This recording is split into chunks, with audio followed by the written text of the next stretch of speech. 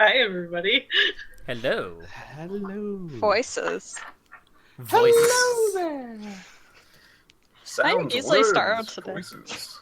Sentences strung together coherently. Kinda. Sort of. Kind of. Had Some to ruin days. it.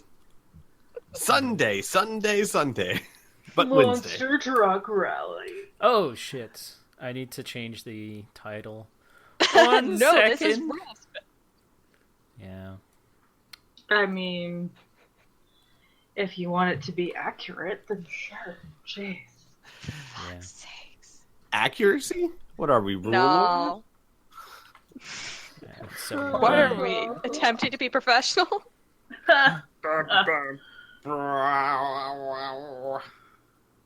Anyways. Copy that. While you're doing that, I'm going to let the players know, and I guess I suppose the viewers, dear viewers, know. I'm going to be implementing a few minor changes, and we might add or remove some more later. But I've been looking at the combat system and things like that. First things first. In an effort to make combat a bit more streamlined, or not streamlined actually, because this will give you a little bit more options, but make it less time consuming, in a sense, kind of like shorter and more brutal, if that's not really the word to use, but you understand the concept there. Visceral, sure, yeah, we'll go with that. But to in effort to keep my own bookkeeping more sane, I'm going to do a slight change in how I run combat, which is if you're fighting several things, like take for example those beasts you fought on Palladium, right? Mhm. I will track them. Basically, the nameless beasts or bad guys that aren't super famous or named or special in some kind of way, will no longer have the ability to use simultaneous attack or dodge. They can still parry, and they can still make attacks and all that, but this will allow me to track them all on one turn order instead of having to have a separate turn for each of them and track all of their turns separately, because the whole point is that if one of them uses dodge, then I have to track him separately. And if one of them uses simultaneous attack, I have to track them separately because that burns an action of them and specifically them. By taking those two out, I can track them all together and just have them all go at the same time. That doesn't mean that I won't still have people that can simultaneously attack and dodge. They will just still be kept track of separately. This will keep me, if I have you guys fighting 6 things that are fairly the same, we don't have 12 things to keep track of on the turn tracker. It should help things go a little faster. And one small rule that we're going to try out. We may like it, we may not. But this has come to my attention partly from our dear kid. And believe it or not, actually, Isaac and Anna are fairly melee-ish as well lately. I've always been trying to be melee. Yeah. There's one big thing I've noticed in Rifts, which is if you're melee and you're facing off against someone who is ranged, there is no such thing as like attacks of opportunity that you would find in other systems. Meaning that if, say, for example, Anna is fighting someone with a rifle, that person on their turn can just like take 10 steps backwards and then shoot Anna, and Anna has no chance of parrying or simultaneously attacking or anything under the normal rules. I think that what we're going to try is that if you are engaged with each other, i.e., let's say Anna has run up to this person and they are face to face. If a person who has equal or lesser speed value than Anna does attempts to move away and then shoot her, she can take a simultaneous action to run up and hit them. So, or spend a parry action, not an automatic parry, but spend an action to run up and parry. The idea being that, to me, it just makes sense. If Anna wants to stay in close combat with this person, she's not just going to watch as they backpedal and then shoot her. She would be trying to keep in their face, I would think. So this is an option that any of you will have, even if you have a melee gun. I mean, a ranged weapon, though. God knows why you would want to do that. But if someone tries to back up and then shoot you, you can spend an action to get back into their face and simultaneously attack or parry, as I described before. Only if your speed value is equal to or higher than theirs, and only if you were previously engaged. If they were 20 feet away to begin with, you're not going to be able to cover that 20 feet and attack them at the same time. Does everyone understand what I'm saying there? Does that mean they like can it. do the same to us? Absolutely. Okay, I like it. sure. I'm going to forget it. That's fine. I will be sure to remind you all. But yeah, absolutely. We're not going to implement this for the heroes and then not let the villains use it too. Like dodging and simultaneous attack. So we're going to try those out. I don't know if we're going to get into combat today, but I figured I'd say it now just in case we do. And whenever we do get into combat, we'll try these things out. We'll see how they go. Hopefully, one will make combat a little bit shorter, a little more manageable, and the other will make combat, it'll give melee characters more options in how they want to do things. Understood? Yeah. Good. I had a thought and I lost it, so yes. Good. Also, one last note. And this is kind of, I'm just going to leave in your hands as players. You are collecting yourselves quite a nice rogues gallery of NPCs. If Candyland brought anything to stark attention to me, as fun as it was, you have a lot of NPCs. And Yeah. you had Cyber Six, Elisa, Tessa, and Hart with you guys. So that was 9 people. Well, I'm saying to start with, and then Ryle, yeah. So when you guys go on adventures, it will always be your option as to what NPCs go with you, except for maybe special occasions where I feel this NPC would not be left behind. You are still welcome to take as many as you would like. I would just like you to think of my sanity. Yes. So basically, when it comes to taking NPCs, if you guys as a group feel that there are 4 NPCs that really should go on this mission, that is fantastic. I do not want to take that away from you. But if you narrow it down a little bit so that there's less to focus on, that's cool too. Mm-hmm. They're probably very rare that I would want Tessa to come with us. Yeah. Mm-hmm. And I think the only reason why I'm like, yeah, okay, for this one is she wanted to, apparently. Yeah. I mean, Candyland was a bit of a special thing because who wouldn't want to go see Candyland? Indigo. Yeah, and Sarah. Excuse me, wow. And Levine. No, Levine wanted to, but she wasn't feeling good. All right, so with that out of the way, actually, here's an important question for Anna. Where would Tessa be staying from now on? Probably at the house? Okay, so she's not going to move into the ship or anything. She's going back to Zebron for the time being. Probably, yeah. Okay. Got it. With that, then, we shall go ahead and start the session. When last we left, you all had returned back to Zebron after getting your sweet, sweet prizes from Candyland and exploring your new old ship. Having some difficulties with radio equipment, you managed to land, however, and set up a deal with Finmuki that would permanently, supposedly, get around this little problem with your radio. It being that inside the ship you're in a pocket dimension that has very little to no communication outside of it. You made a deal for a secondary AAG, which is the very specialized radio that creates a wormhole between 2 radio receivers that can send messages to each other. And using engineering, you can attach one inside your pocket dimension and one outside of it attached to your main radio antenna to act as your radio, basically. Yeah. And I don't know if... And any other systems that were affected by this whole dimensional pocket thing, we can hook up to the AEG and so on and so forth. Correct. The weird thing is because this wasn't explained as well last session, but now that you guys have had some time to explore it, most of your sensors and things of that nature work fine, because it involves reading an information that goes to and from the skin of the ship, if that makes sense.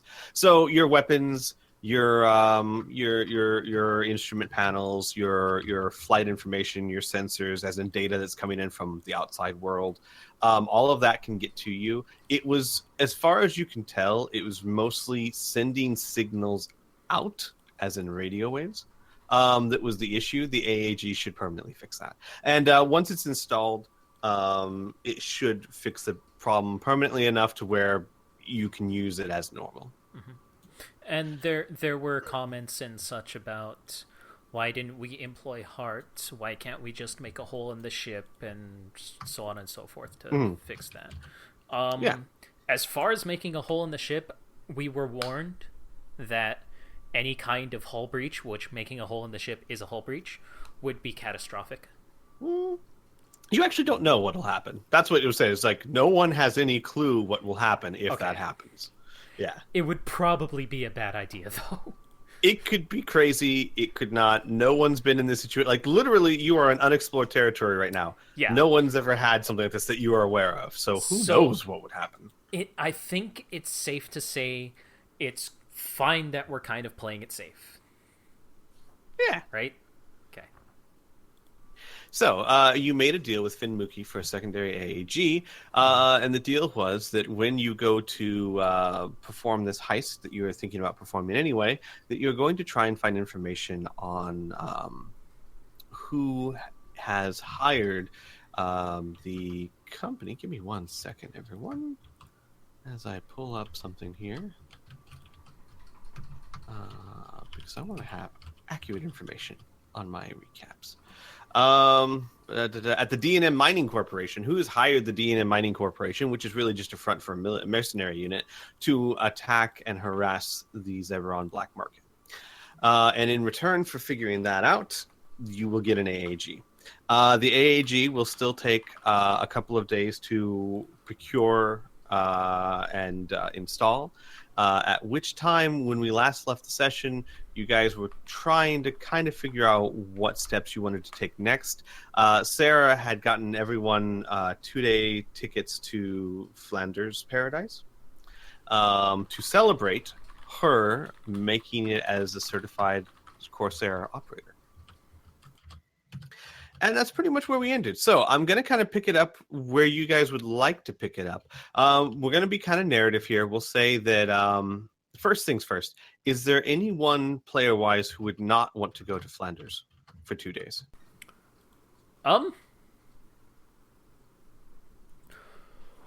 Well, why don't we handle that in character with an interaction? Sure. We can definitely do that. Okay. You expect us to roleplay? What is this magic? No.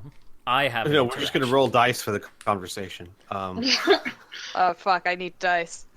No, like I said, I want to do a 1v1 interaction. Sure, absolutely. Who would you like to do it with? Where's Hart? Hart's in the ship. Hart's in the ship, wandering around like a child in Candyland. I just realized halfway through that sentence how apt that analogy is. Yeah. Basically, we left Candyland and she found her own Candyland here. Yes. Well, I will try and find her and try and talk to her.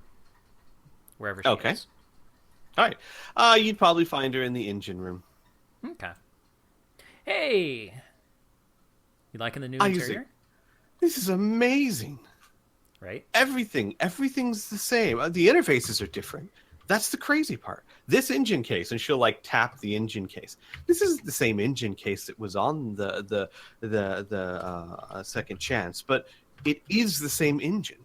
This computer over here, this wasn't here before, but it is the same computer. This is crazy. So, the rest of the group is planning on going to Flanders for a couple of days. Mm-hmm. Are you interested? What? Oh. I don't know. What's there? Well, they have nice beaches. They have a massage parlor. You can go to a spa. Uh-huh. She like looks at you, looks back at the console. Yeah, I'm not really much of a spa person. You'd rather stay here and play with the ship, wouldn't you? I had a feeling. She like bites her lip. Um, do I have to go? No, you don't have to go. In fact, if you want to stay here, then I will stay here and help out too. Oh, she brightens up visibly. Sure, I could use all kinds of help doing. I'm sure there's something broken that needs, and she snaps off a part of the computer. Oh no! Look, this very broken. I could very much use the help. Why did you do that? Look.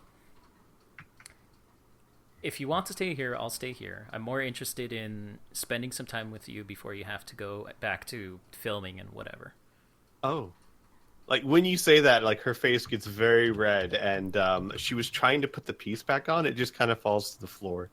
She goes, sure. I mean, I would like that, too, if you have nothing else you need to do. I'm pretty sure I have nothing else I need to do. Maybe fix up a couple of the rooms. But, oh, I mean, yeah, between all of that, we can, like, go and watch a movie or something. Oh. Sure. I like movies. Awesome. I'll go and tell the rest of the group that I'm sticking behind. Okay. And he will leave. All right.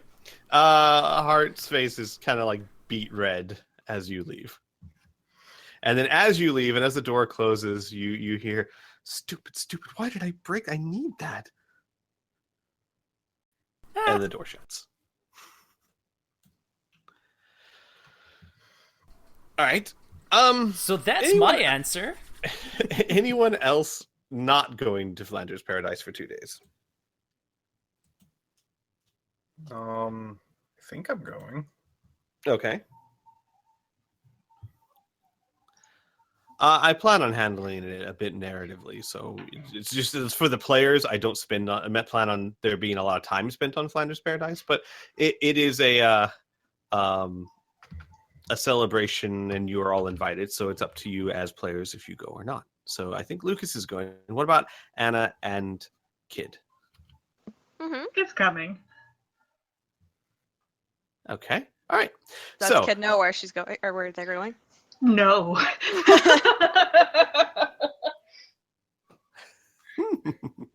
They never know. What the hell No, of is course not. So we'll say this. Isaac tells you all that he is going to stay behind. And the rest of you, which includes Cyber Six, Elisa, Levine, Ryle? Okay, so you could take Ryle if you want in his little necklace. Just release him into the pool. Doesn't. Okay. He really doesn't. You know that like Vegas commercial that's like the chick flipping through the sketchbook pretending it's photos? That's what that feels like. It's like, yeah, we're taking you along with us. You won't know anything that happened, but you'll be with us. Oh, yeah. I mean, Oh, God. yes. I'm just letting you know what your options are. So, so you guys go to Flanders Paradise. And like I said, I'm going to handle this a bit more narratively. Flanders Paradise would be gotten to a very different way since you're in Zeberon now.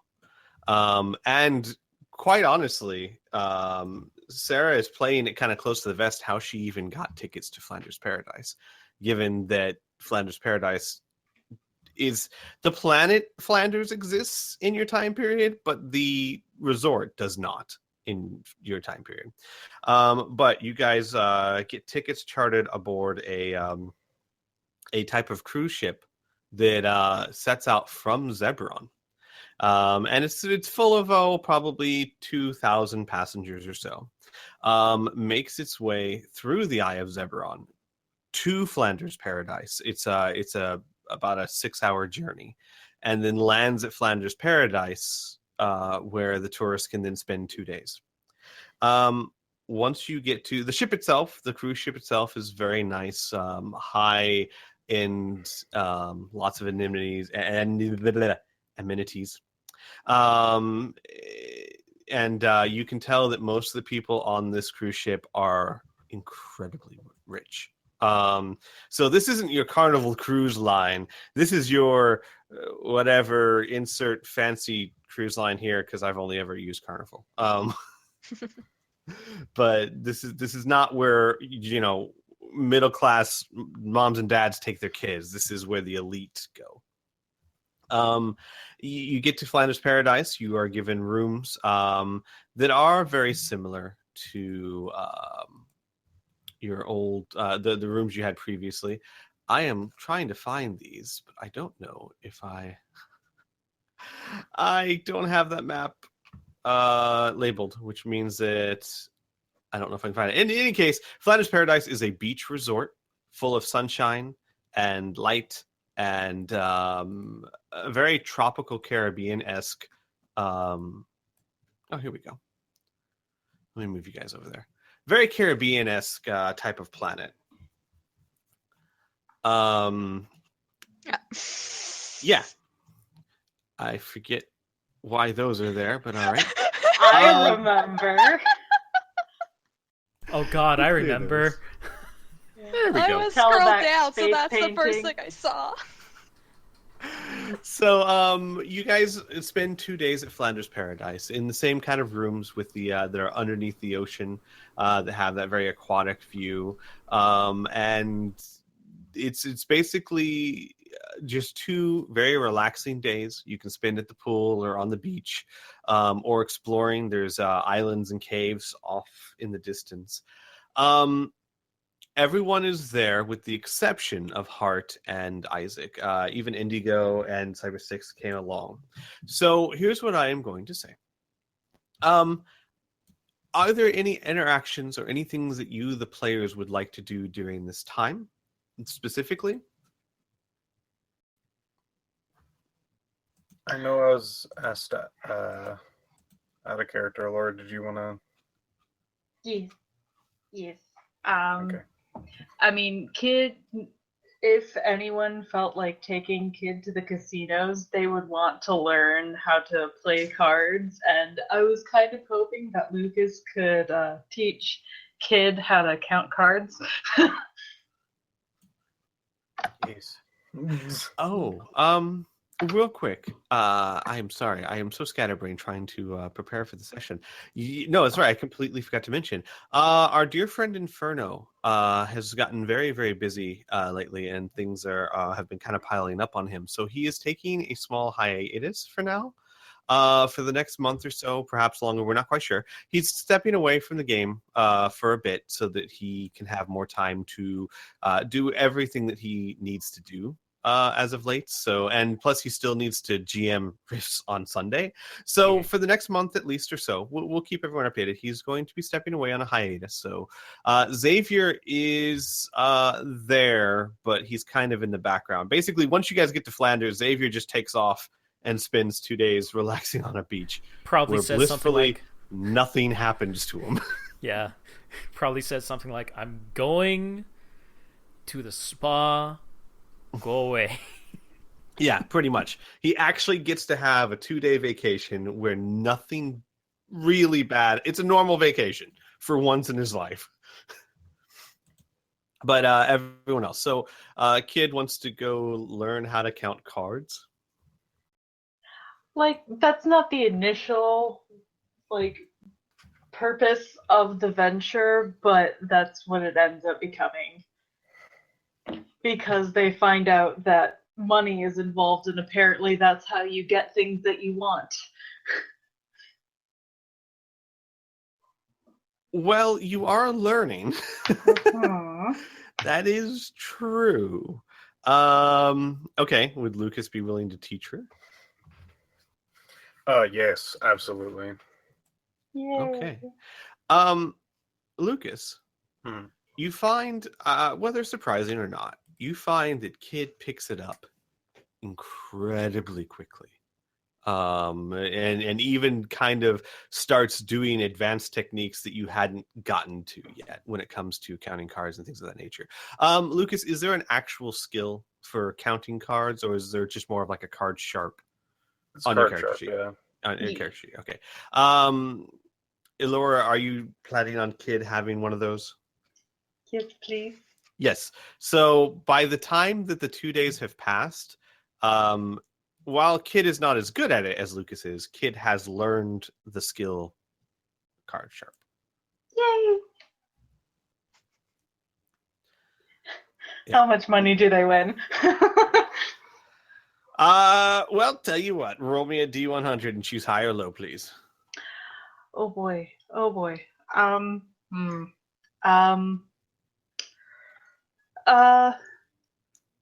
Hi.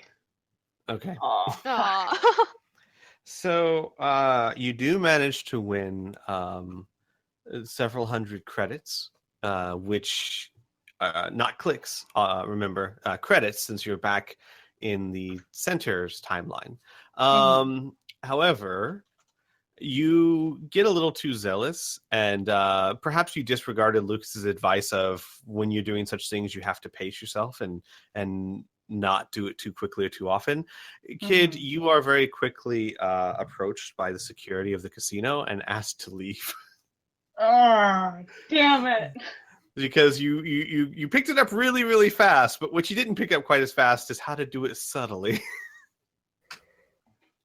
What do you mean I have to leave?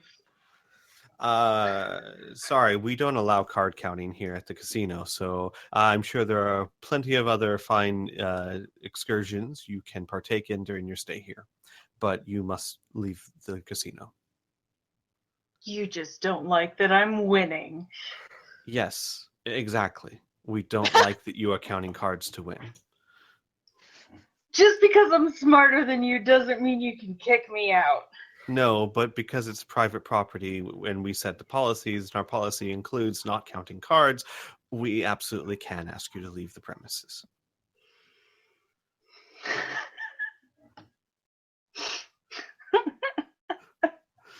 Which, by the way, Kid, you know Lucas has been doing this the whole time. He hasn't been caught for some reason. Oh. Which I assume Lucas has the subtlety down a bit better. He loses a few hands now and then. Kid was just like, win. He does, and you know what? He probably has also the tactic of, he's doing really well. Time to step out and change into a different outfit. Kid just sat, I just imagine Kid sat there for like 2 hours and just won over and over and over. They don't like losing, okay? So you are asked to leave the premises. Kid just puffs up their cheeks and just starts counting to 10 in their head, and it's not working. So they just keep counting as they walk out. There's this awkward 30 seconds or so while Kid's counting in their head and the security guards are just waiting for a response. Not sure what's happening. But Kid does eventually leave without an altercation. Yeah, it's because they're supposed to be dealing with things, quote unquote, diplomatically. Yay. And punching people isn't diplomatic. Unless we're at a boxing match. Exactly. All right, good on you. Lucas, you see all this take place.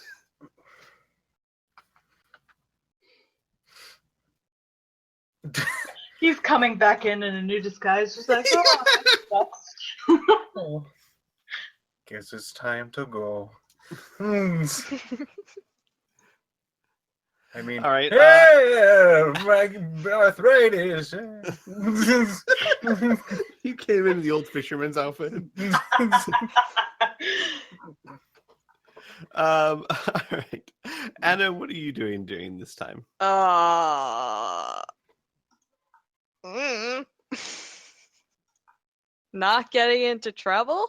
Okay, so basic vacation stuff, right? Going to the Yeah. spa, hanging by the pool, getting served mojitos. This is in a different time period, eh? Yes, this is 500 years in the past. Sweet, no need to be paranoid. Even better. Got it. Yep. Well, yes, you don't have a reason. The I rest don't of have the a group reason. might, but you don't. You don't really know about their troubles back here, so yeah, no, you can No, fully I just relax. know there was a war, and I think it got left off at that. I think Indigo would spend a lot of time with you. You know, if Okay. it's going to be like sunning and swimming and sipping mojitos and all that, that's exactly right up her alley Definitely too. getting drunk. Got it. So, yes. And Lucas, what about you? Other than the card sharp thing, what would Lucas spend his time doing mostly? I think just the card sharp things. He's actually really interested in helping out and playing games. Okay. There would be one evening where Sarah, out of the blue, dressed in the same red dress she wore during the crime drama that you went to last time you were here in Flanders, would ask you out to dinner.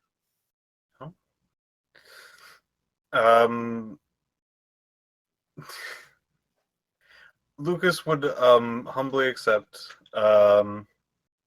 I guess he's going to be charming Lucas instead of jerky Lucas. Okay. Nothing, believe it or not, nothing much happens during the dinner. It's a very nice dinner at one of the upper class restaurants at the restaurant itself. You guys talk a lot and just generally have well, I'm not going to tell Lucas if he had a good time or not, but the impression you get from Sarah is that she's having a good time, just enjoying herself, having a nice quiet meal. I don't know how Lucas would feel about such a thing, or if he would allow such a thing to happen. That's completely the ball in your court. He would. Okay. So you guys share a nice meal. And that is basically it. It's 2 days of relaxation. Nothing too stressful or anything happens like last time. There's no this time Sarah is able to steer you away from the games, the I've kidnapped someone and if you want to see them again type of games, and you guys have very little interruptions during the 2-day jaunt to Flanders Paradise. It is, for all intents and purposes, a very nice, relaxing weekend. Rare. So, I know. Squee. Mm-hmm. 2 questions. Yes. One, how much generalized cash could I get from this the gambling somewhat? Roll me a D100, please. And also choose high or low. Huh. You know what? If I'm feeling lucky, let's go with low. I'm feeling lucky. I'm not. Okay. God damn it, Piph. No, that's fine. His low and high was much smaller window than yours, kid. You earned probably about twice what you put up. So we'll say over the course of a weekend, you earned about, say, 2,000 credits. That's profit. That's what you made. Okay, cool. You didn't get caught or anything, but there were times like your pace was slowed down by having to change costumes and being careful and losing a bit just to avoid, like, you're like, oh, maybe they're onto me, let me lose some. That Right. kind of thing. Okay. Let's see. Okay.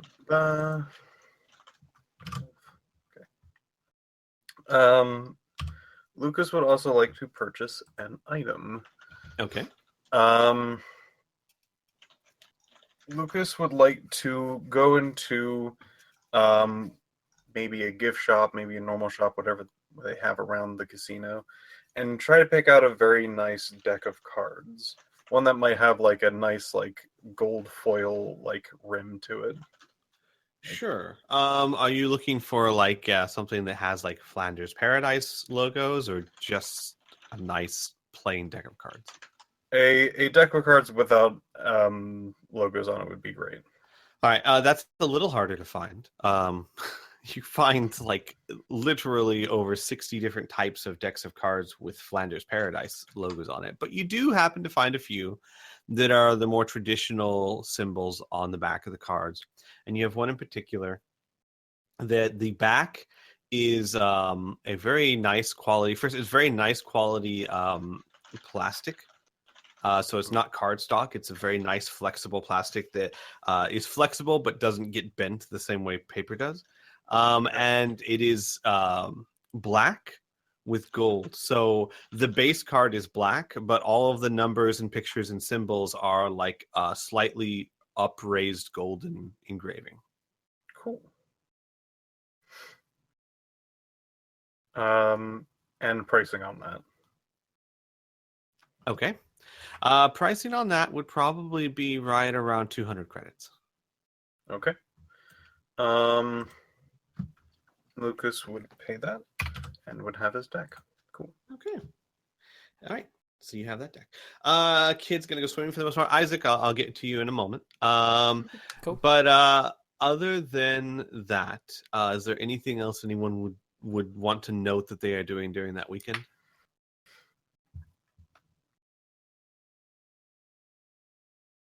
I guess just catching up on ISB and stuff as well. No. Okay. Not allowed. Way too stressful at the spa. Can't meditate. That's a great idea. Yeah, no, you can completely catch up on any ISP, and if any of you had any SDC damage, which I don't believe you had any, if much, you can catch up on that as well. So while they are gone, Isaac, the first day is spent actually helping Hart fix what she broke. As turns out, it was the control mechanism for the left rear stabilizers. Oh shit! It was an actual really important piece. Oh no! Uh-huh. Yeah. So you spent the first day actually helping her fix that. Though she seems to enjoy your company, and you guys have a fairly pleasant time. And more of it's more of her showing you how to do it, and kind of like mentoring you, because you've gotten to a point where you could probably muddle through it on your own, but she's beginning to teach you how to repair it in a seamless or flawless or professional manner. And then the second day is spent going on a legitimate date to a movie. There are three options available to movie theaters. Movies at Zebrons aren't quite like movies here, where there are dozens upon dozens upon dozens. The culture in Zebron has very much taken the philosophy that movies should be fewer, so that you don't have to compete on which ones you're going to see, and you could go see them all if you choose to. So typically speaking, there's only 3 to 4 movies playing at any one time. However, they at a particular theater, but the way they kind of compensate for it is that they have several different types of theaters. Yeah. So like instead of going to the theater which has this specific movie, you go to the theater that you like the best seats, which serves the best meal, yada yada yada. Correct. And also that plays the kind of movie you're looking for. So the theater that you take Heart to, you have 3 options. You have a fast-paced popcorn action flick that involves 2 CDF members, a rookie Wolven cop just wanting to bring justice to the masses, and a veteran human cop. And it's kind of a buddy cop movie, full of action, full of popcorn. A young pup. Yep. The older, wiser cop has an amazing similarity to Vin Diesel. So you have that option. You have a romantic comedy set on a planet that you've never heard of before, that has lots of very large, tall mushrooms, and it is kind of it's kind of a weird steampunk environment, in the sense that it's very set in a medieval type of setting where they carry around swords and they wear very flamboyant clothes and speak in an older dialect, but they also have cars. Very specifically, nice-looking cars. And you see it on the movie poster and in the trailer, and it kind of stands out. But it's a romantic comedy between it's a love triangle between three of that race that look very similar to humans, but it's clear to tell they aren't. They're smaller. They look more like halflings than anything else. And then the final choice that you have is a comedy starring Hart. Oh my god. Really? Mm-hmm. So one thing that you'll also learn in Zebron is that movies are produced incredibly quickly. Once filming stops, post-production can take a matter of weeks. Well, I'm going to let her choose. All right. My first instinct is to, like a real date, say, no, you choose. Oh, if it was legitimately out of character, my choice, we'd go see the Heart one. Sure. Yeah, sure. So you guys go and you see the Heart one. And the entire time, Heart just kind of picks at her own performance. Like, you're not quite sure how she's going to react to it, but the entire time, she seems to be enjoying herself, but she's basically kind of going, oh, I wish they hadn't used that take. Oh, look at my hair. Oh, I said that horribly. And the whole time, as a response, he would say, no, your hair's fine. It's perfect. That kind of thing. Roll me, real quick, roll me a D100, and what's your IQ times 4? My IQ is 18 times 4. Let me just get a calculator out. Yeah, actually, no, you roll, I'll get the calculator. 72. Okay, so roll for me. Under 72, I got... Whoa. Wow. 81. Okay. I got so an 81. it's not under 72. Okay, got it. Yeah. Yeah. All right, so what you can tell is the that wrong macro. she says these things, but she doesn't seem genuinely upset by them, nor does she seem upset by your response. Okay. And that's the second day. So you guys actually just have a very nice, lovely date, ? And then about that time, the next day, everyone returns from Flanders Paradise, and we're going to say regroups back at the Second Chance.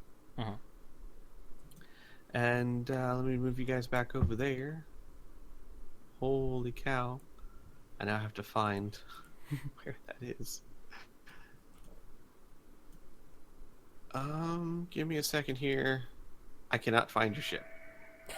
No! Squee! You lost right there. it! Is this your ship? Squee. That's your ship. Okay. Look, in order to find Flanders, I had to unarchive a ton of maps, okay? Oh, okay. All right, there you go. All right, I'm taking us straight to the lounge, the Starluck Lounge, and we can figure out our plans there. I just wanted to say, like, as everyone's getting back onto the ship, kids just mumbling angrily to themselves, just like, this didn't get in trouble. Why did I get in trouble? He counting cards too. They didn't notice that. Just like angrily walking up the not the gangplank, the whatever. It's now a gangplank. Just now a gangplank, yes. But yeah. Okay. Oh, by the way, when you guys get back, you can convert your credits into clicks. It's 3-1. So Lucas, of course, it would be whatever. I've never divided 2,000 by 3 before. I don't math well. But whatever the case may be, it's one click for every 3 credits. So, I'm sorry? It's 4,000. 4,000? Yeah. Huh? I'm confused. You won 2,000. Yeah. So I got 4,000 clicks. No. Other way. Other way. So I get more money? Less No, money. you get less money. Clicks Yeah, are worth I 3 get- credits. I got 12,000. A third of that is 4,000. Oh, You got 2,000 at the casino. That's what I was referring to. Oh, 2,000. Yeah, 2,000. Oh, geez, dude, 12,000. That's a lot of money to win at a casino in 2 days. It's true. Yeah, you got 2,000. They're a very wealthy casino that only treats the most rich people. Yeah, you guys at some point saw Lucas sitting at the table. Lucas. Smoking a cigar. All right, in any case, so you guys get back to the ship. With plan to sit down and I guess plan your next step. Yes. So all the NPCs will be there, including Living and Elisa. And Sarah now. Which, by the way, I did kind of gloss that over. Sarah is a bit mystified and worried by the ship. Her more practical side of it is having trouble understanding that this is a thing. But she handles it as well as she can. But she kind of looks uncomfortable. So you all arrive back on the Starluck Lounge. At which point, Lucas has Xavier. something. Mm-hmm. Oh yes, has Lucas. something. I guess before all of this, Lucas would actually grab Kid's attention. At least Kid? try to. Is this like before or after they've gotten onto the ship? After. They pause in mumbling angrily to themselves. I got you something. Lucas takes out a fairly nice package of. It looks like it's a card pack, basically. It's what I got at the store, but he's handing you a shiny black casing that looks like it probably holds something rectangular. Kid opens the box after, I'm guessing, a small prompting. Yes. There's just the cards inside. Lucas is like, I personally like the shiny bits on the edges.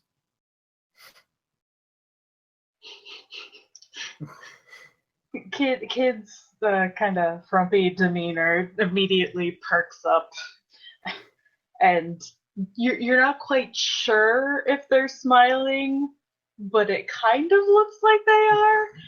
And they take out a few of the cards and kind of like bend them lightly, just kind of like testing them and seeing how they move and stuff. And looks at him and goes, "Can they make a house?" Yes. It will be a bit of a better house because these things are their edges are weighted so they can stand better.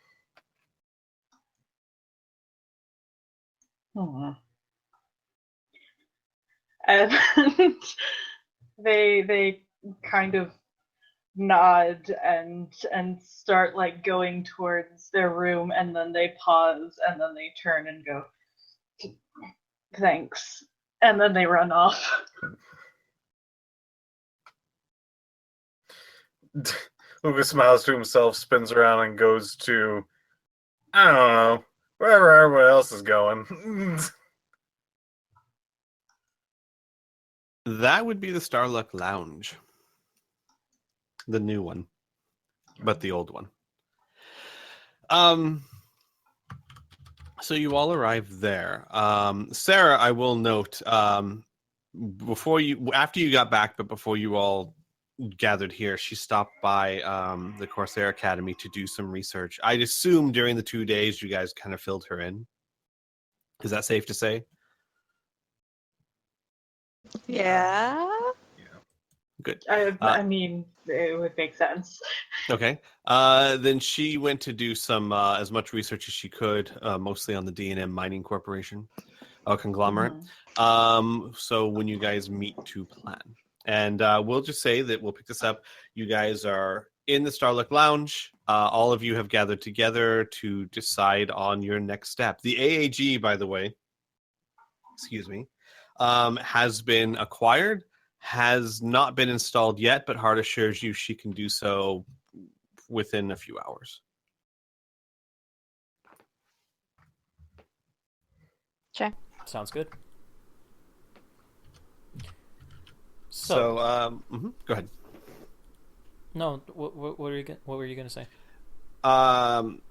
I was just going to say that I'm going to just leave the ball in your court. The NPCs have information. Feel free to ask them, but it's your show, so by all means. Okay. I'm just going to back up.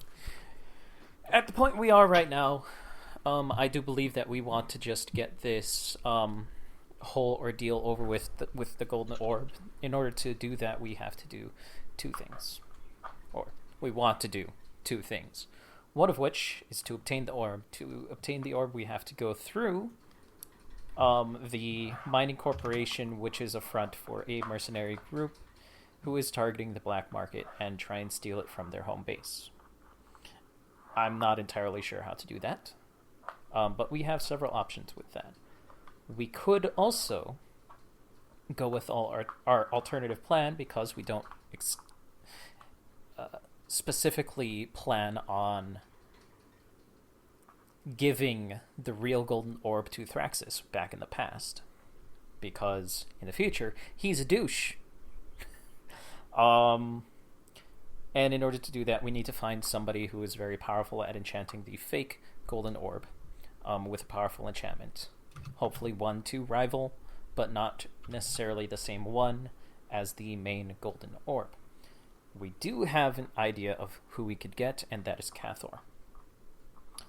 We know the general time, the general area that he will be. Well, the specific area where he will be, the general time, and whatnot. We would be going back in time. We would convince him to help us, and we would convince him to create the gem, leave behind his sword, or perhaps along the way find another sword that we could leave for Talavak, and preserve the timeline. Take him back with us, and who knows, he could be an NPC or he could be just living in Zephyron. But those are our two specific directions that we can go, I think. What would you guys like to do? Oh, don't. What's an NPC? Kid mumbles. I'm gonna strangle you.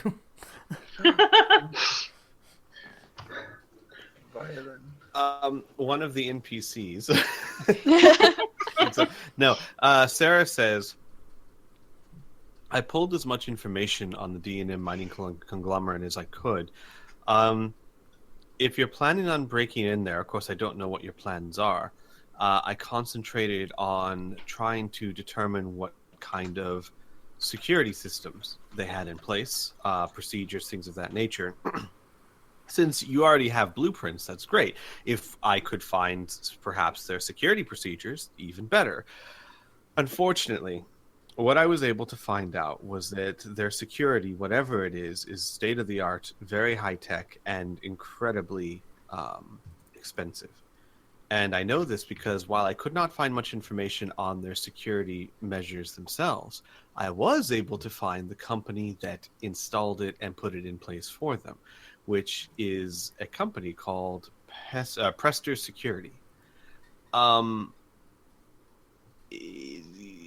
Basically, if you want to figure out how they stop people from doing what you want to do, perhaps you could pay a visit to them first, or perhaps you have another method.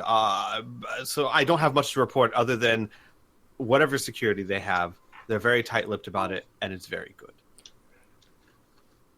That's a very interesting idea. She kind of smiles a bit and nods. Well, thank you. Well, at least we have a lead with that, with a direction with that.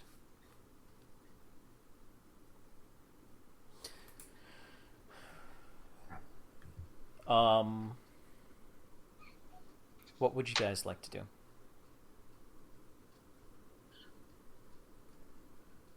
Out of character, I really like the idea of checking out the security company, maybe like Pretend to be Uh, customers and ask about their yeah. services. pretty much be like, all right, so give me a quote on what this, this kind of security system would be, and how much effort are you going to be putting behind this, that sort of thing, to get a kind of a frame of reference. And that'll help us a lot with figuring out how ham we need to go Yeah. in this heist. How long ago was this specific security system installed, Sarah? You mean by Presters? Yes. 5 years ago. 5 years ago. Got it. It was last upgraded, correct. Okay. Is there a way How to... regularly? How regularly is it updated? Do we know if it's remote or if it's on site? Unfortunately, I do not know that. I do, however, know that Prester Security is on a continuing contract with D&M mining conglomerates to constantly update and maintain their security. Okay. Okay. Do we think they're clean or also working for criminals in a sense, with knowledge that they're working with criminals? Not sure. Not sure they would care, because they are paying customers. Yeah, not the customer part, but just like they work for like a gang leader or something was more what I was implying.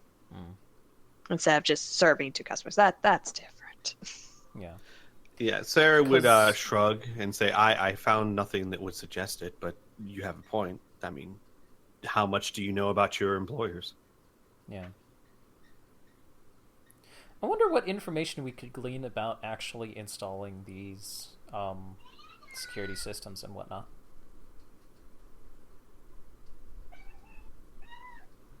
By the way, can you guys hear the kids screaming outside? Yes. Oh, that's not Yes. Kid? Nope. Still angry about the card chart? Oh no, they totally forgot about that. Sarah will say, however, if you do intend to do something like that, you you're going to want to be high rollers, I guess is the term you would use. Prester Security has a reputation. Well, here, I'll just do this. And she turns around her screen, and on the screen is a very flashy logo that says Prester Security, elite security solutions for royalty. Do they cater to movie stars? Sarah raises an eyebrow, looks at Hart, and then looks back to it.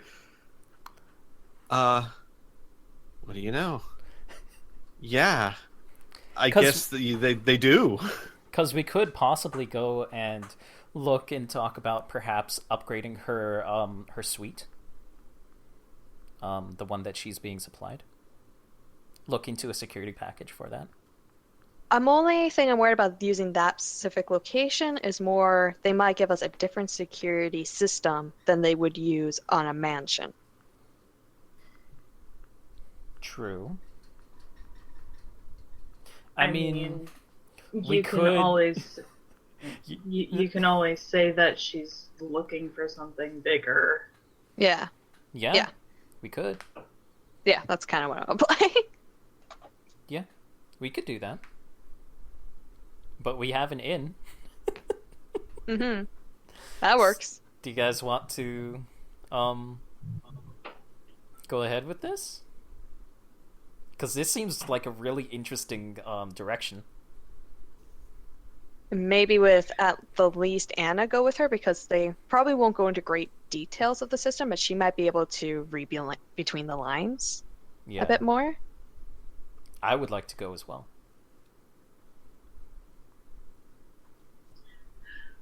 And Tessa kind of laughs a little bit and she says, "Yeah, but you're going to have to tell her to keep her trap shut.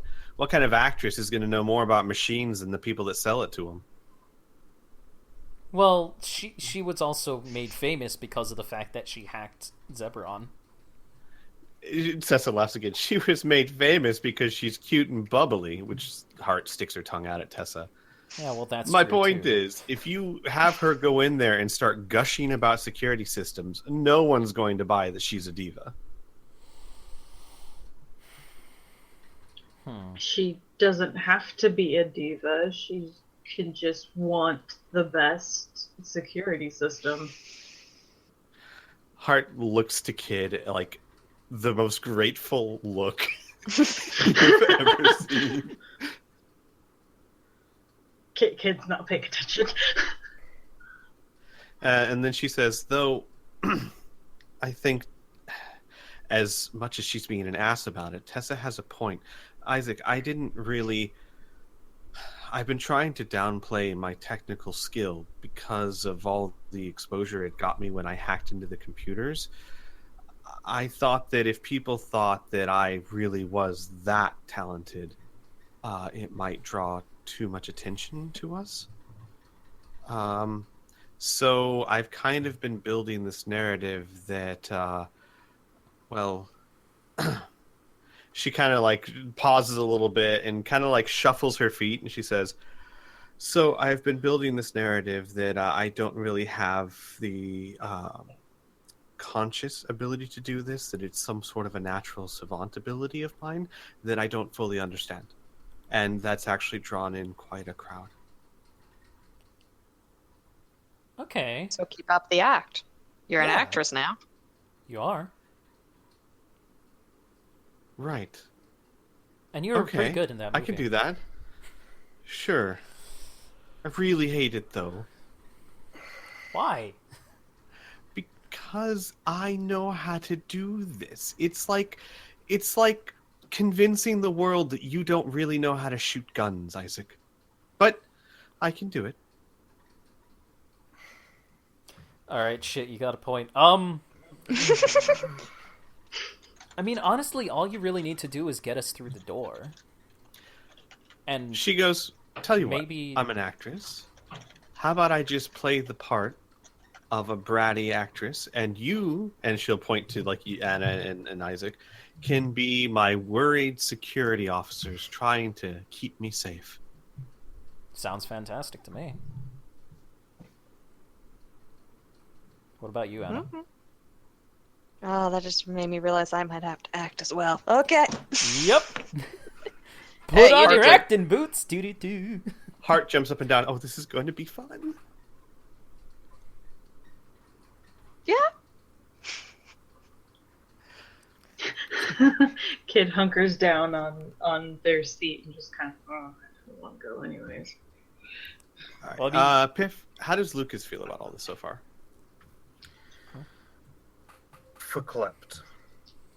What? Sorry, That's that word how must he's have feeling.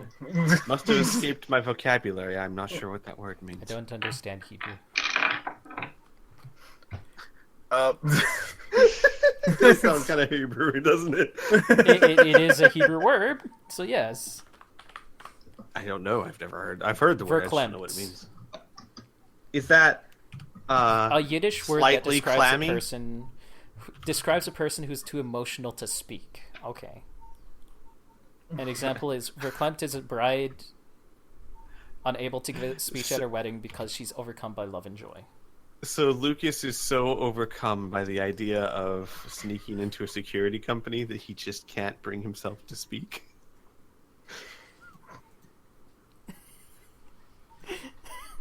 It's just like been on his bucket list for the longest time or something.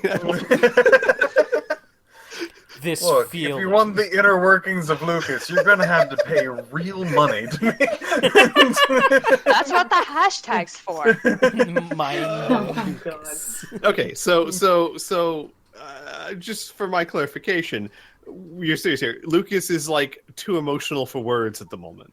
At least that's how he's acting towards Got it. everyone. Is this happy emotion, sad emotion, or ambiguous?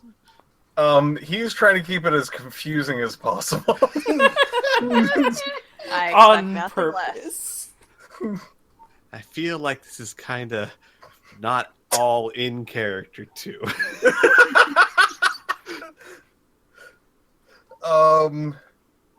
No, this is pretty much all in character. But out of character, to be completely honest, Lucas has a lot of like things that would just bring out things he's never talked about in character. So I just rather not talk about it. To be honest, I see. Okay. Okay, so how about you as a player? Are you for this idea? Oh yeah. Okay, cool. Let's All put right. it in action.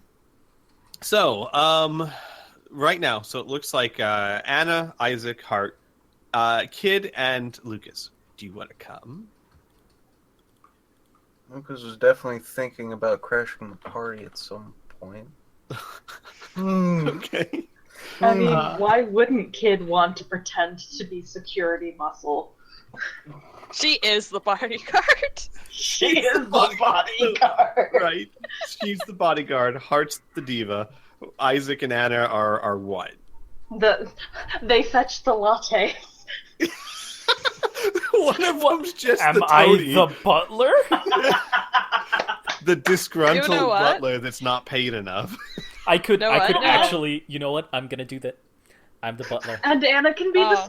stylist. No, well, one of Oh, them actually no. has to be the responsible one that wants the security. Oh no. Oh, then I guess So you're that'll picking be Anna over Isaac? I Yes. guess so. Oh, you fuck. know something about security, don't you? Yeah, Yeah. but do we want them to know that she knows? I mean, oh, I dude, guess sorry. I could play that she's kind of a consultant, but they might get a bit pissy about that. well, they can fuck off. No, then they don't give us the information we want. Well, We tell them to fuck off after. I suppose. I will say Sarah would bring up at some point. One of you has to at least be competent enough to give them confidence that you understand what they're saying when they explain this to you. So that can be Anna. Yeah. That'd be Could- Anna. Kid can't do that. Yeah, no. It's Oh just- my god, no. Anna is the geeky one. The actual security. Kid's the muscle. And Anna is the one that knows about machines and whatnot. Oh. And you're the butler. Yep, I'm the butler. I actually have a 3-piece suit and all.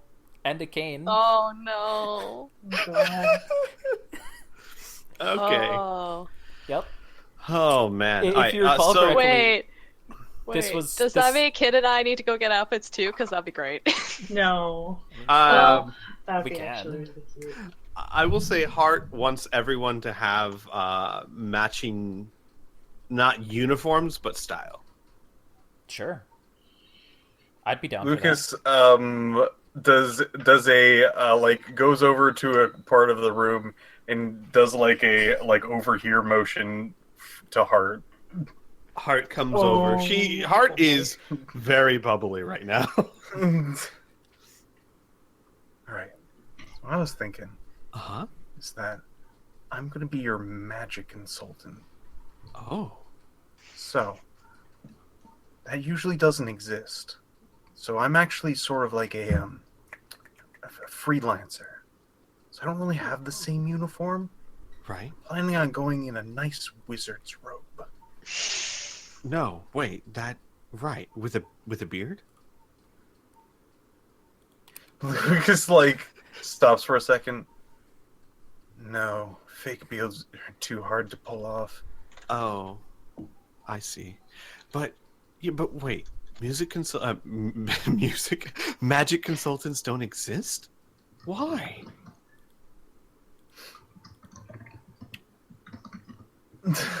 Lucas opens and closes his mouth. To be honest, I have no idea if it exists or not. Oh. Right. No. Okay. So you actually... Oh my gosh. All right. So break the theme, and you're the magic consultant. Okay. Freelancing magic consultant. Right. That's perfect. And then I am the stuck-up diva that doesn't appreciate your talents. Oh, but Lucas, I mean, I really do appreciate your talents. You understand that, right? Thank you. I think that's the She first nods. time anyone said this to me. She nods again. And then she smiles and literally at this point is skipping back to the rest of the group. So why don't we get outfits for everybody? How much right. will that cost? Well, it depends. So here's the deal. I'm just going to tell you guys what Hart is thinking about, and I will let you just take care of your own things. Mm-hmm. Hart is going to be playing the role of a full-blown diva, which means that she is buying a very fancy silk dress with the scarf that wraps around the elbows. Her hair is going to go out of her customary pigtails, and you're going to see for the first time that her hair is naturally slightly wavy. So she's going to have it done in a loose ponytail down her back. This is by far going to be the most feminine you have ever seen Hart. Isaac likes this. She when she dresses up nicely. What I mean by like typically you see her in overalls, grease, and pigtails. When she dresses up like this, she looks good. Fantastic. Gotta do that V-snap. The dress itself, in the typical colors of the CDF, is the dress itself is black. The scarf that wraps around the elbows is a crimson red. Ooh, damn, that's nice. So the rest of us would probably be dressed like that, in that combination of colors and whatnot. Yeah, in some nature form of it.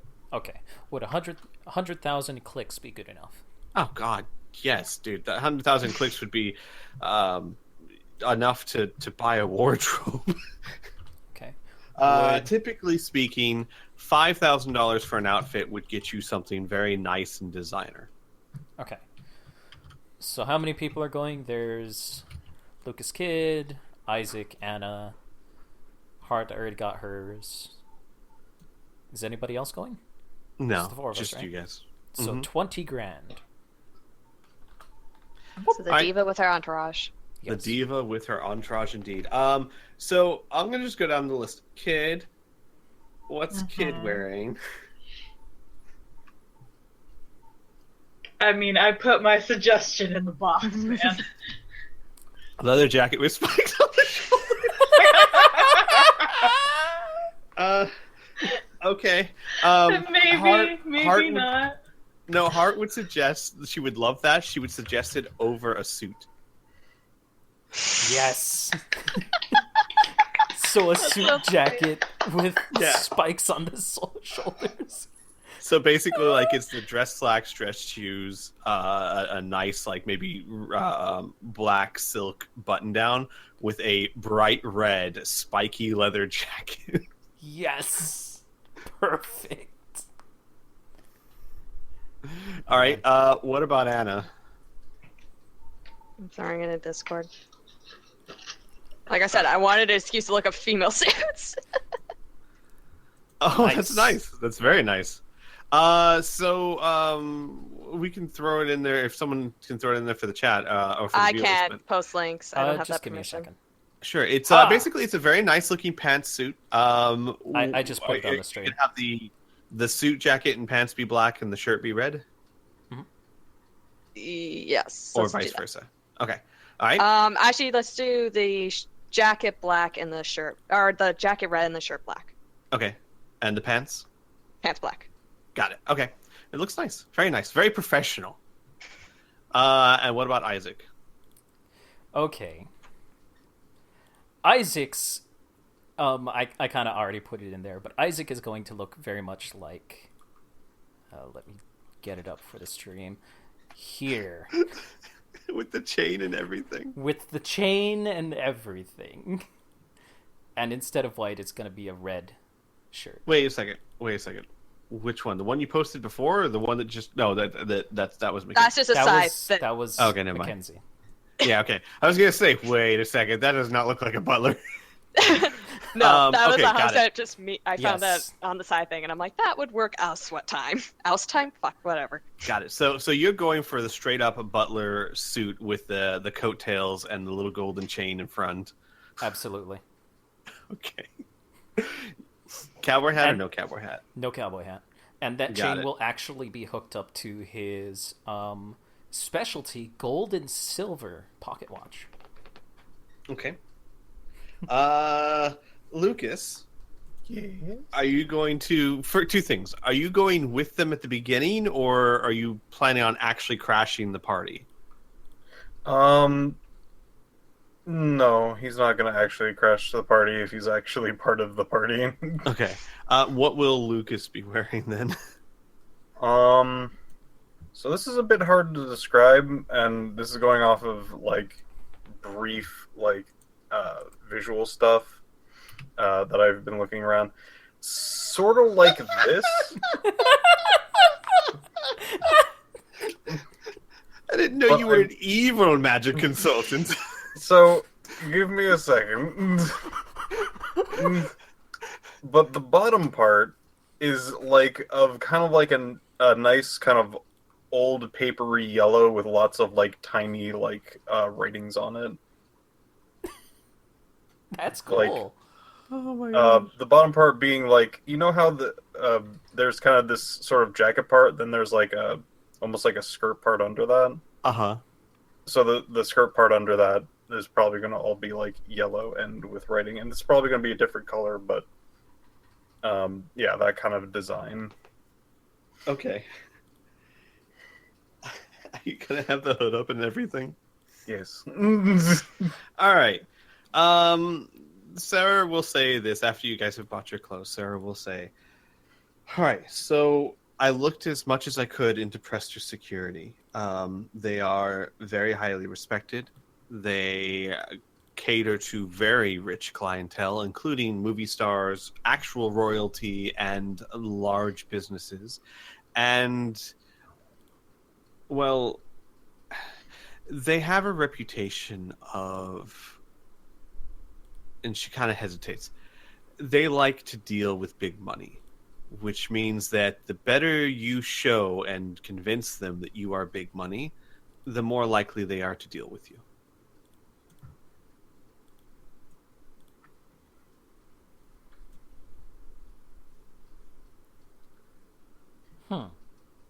Okay.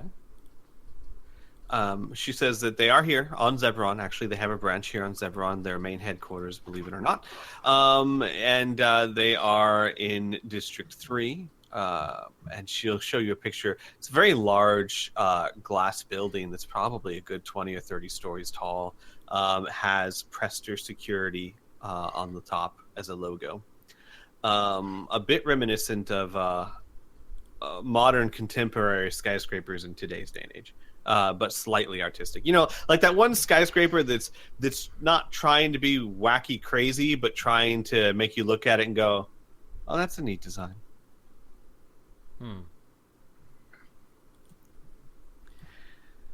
So, yes, kid can have a gold earring. Oh my god. Would they think of that? I'm sure if they didn't, someone would bring it up. Yeah. I feel like it was a sarcastic thing that got turned serious.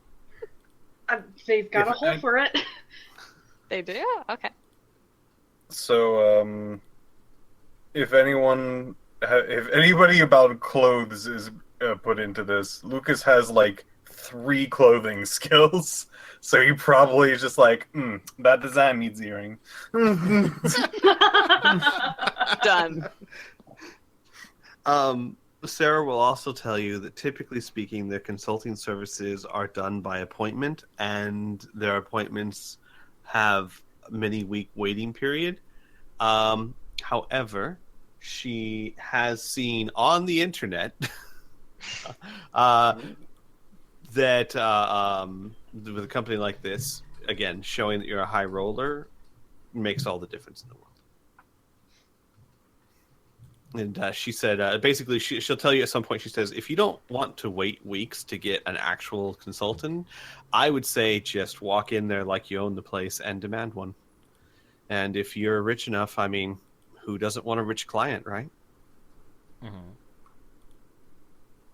Or you can wait. That's possible too. Well, the longer we wait, the more trouble Finmuki gets in. So let's go ahead and walk in like we own the place somehow. I'm the butler. So I'm not good at this. You know your roles. You know where the building is. Mm-hmm. How do you guys want to do this?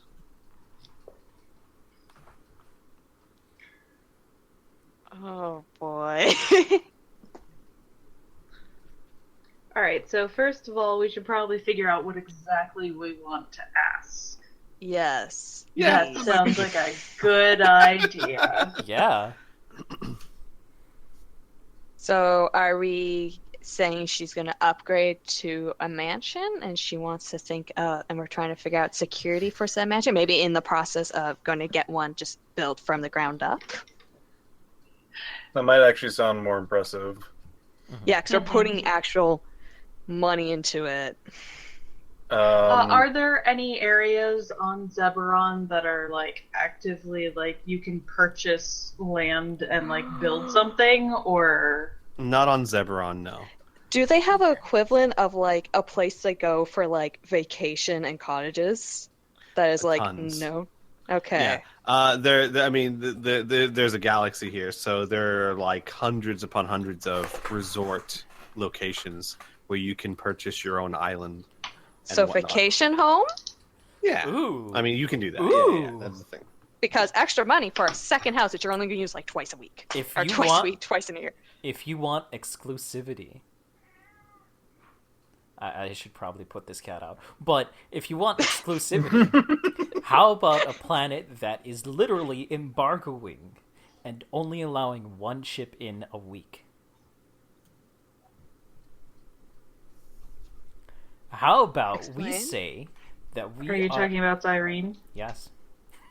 Well, they don't know that Cyrene exists. Yeah, they do. Cyrene is an unknown planet, No, and not in also this we've timeline. been told not to talk about Cyrene. Oh. No, I think a vacation place would be good enough.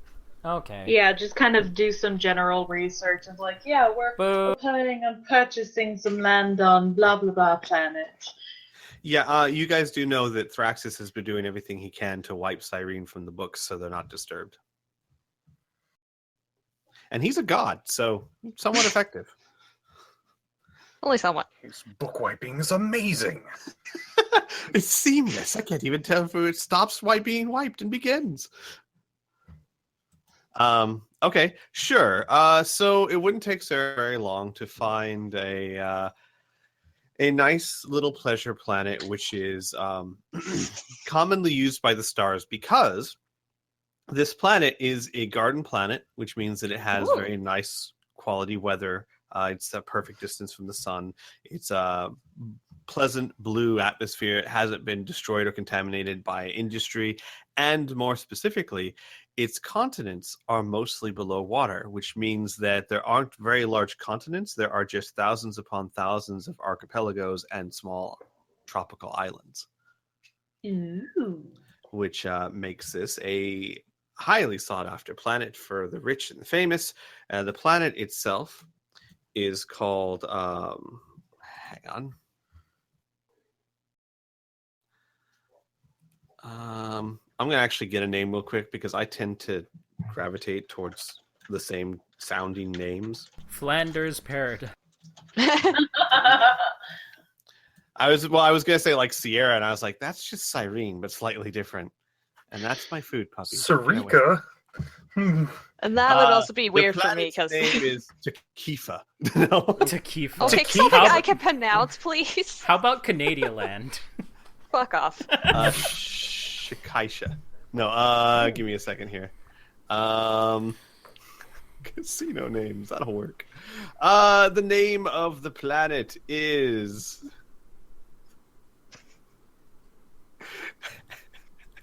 Aerial Palm.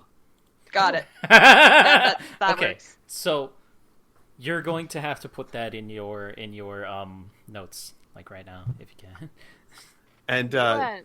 because we're not. yeah, Gonna you went very What, robotic. what did you say? put that in your notes. You're so robotic. Very Roby. Must Okay, I'll be remain right back. consistent. Connecting. Hi. Oh. Ah. Okay, put that in your There notes we because go. we're not going to be able to remember that. Yeah, Yeah, yeah. I'm writing it in. So, and it's usually referred to not as planet whatever, it's referred to as the aerial palm. Oh, shit. Okay. I broke my pencil writing V. That's how intense I was trying to write this. Good job. And I will just write this down in chat. The average price for an island on the aerial palm is right around 100 million. moment here. Xavier wasn't around there. forgotten and left a 3 billion. Fuck. 3 billion clicks. Oh, Wow. Okay. That is the average price for an island there. Yeah. Xavier was and not that forgotten. includes like the mansion being built and all that good stuff. It's not just the land. It's probably. How much is just the land? Just the land? I mean, it depends. You could probably shave about 500 million off of that. Well, you're gonna have to transport in all the resources as well. Yeah, exactly. Well, Especially here's the for thing. an island. Most of that is for the land. $500 million can build you the most amazing mansion ever made. So, most of that is for the land itself. Okay.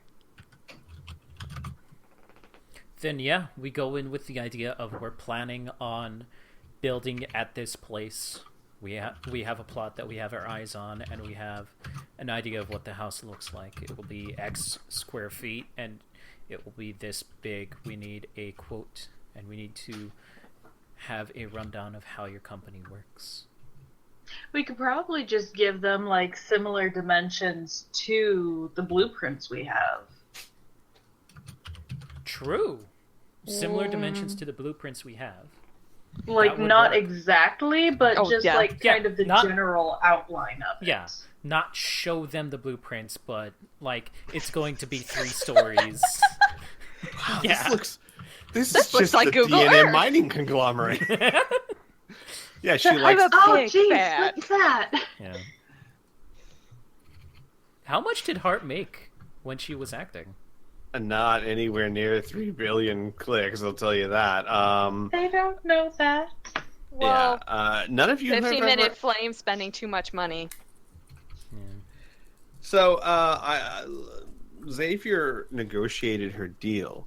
I believe the total for the amount of period of acting she did was right around like 300,000 clicks, Damn. Okay.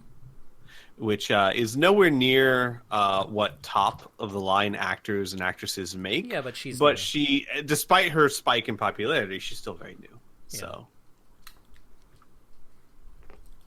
however, I will say this: what actresses and actors are paid, especially on Zebron in the movie industry, is not well known. Unlike today, where everyone's just like, Nicolas Cage made 16 million for this movie. That kind of information is not really talked about on Zebron. Good. For us. Mm-hmm. All right, so you have a planet, you have a plan. How do you? First things first, as you said, what questions do you guys think you want to ask? I I'm a suppose we butler. can start with like the standard package, like what is your standard recommendations, and then be like, all right, well then, what's your What's your opinion on a This size is not this good big? enough. Yeah, Mm-hmm. that kind of deal. We want to Just ensure kind of- safety, and we also have maybe say that we are planning on holding artifacts and such like that, so we want extra security. Mm-hmm. Okay. Miss Hot has many valuable possessions that we would rather keep. She likes in magical the possession. artifacts. She does. Magic consultant. There we go. Yeah. Okay. So, whatever Yeah. system they initially tell us, just be like, no, we want better than this. Pretty much. Yeah. That sounds good. Cyber 6 would, at one point, he would just put in, you might want to ask about employees as well. If you're planning on sneaking in under the guise of employees, it'd be nice to know what security screening they have for them. True. Mm-hmm. Very What true. kind of security screening? What are the qualifiers? How often, if at all, would they be, returning to update the system? Things like that. If the security has a password change every X hours, blah blah blah blah. Mm-hmm. Things like that. Okay. If I'm forgetting something, don't, because I have a feeling I'm going to be the one that's going to probably be talking the most. Remind me. Okay. Don't let me just get carried away, because I will forget. It's Something. okay. Kid will make snark remarks. You guys can always say out of character, hey. Yeah. Mm-hmm. Yes, Lucas can look like that. Yeah.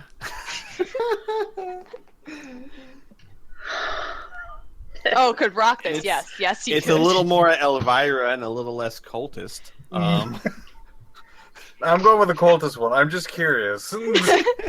I just saw Lucas and then that, I went, yes. If he can rock Sexy Spagorp, he can rock that. All right. Okay. Back out plan at the end, because we're not actually going to be paying for any of this.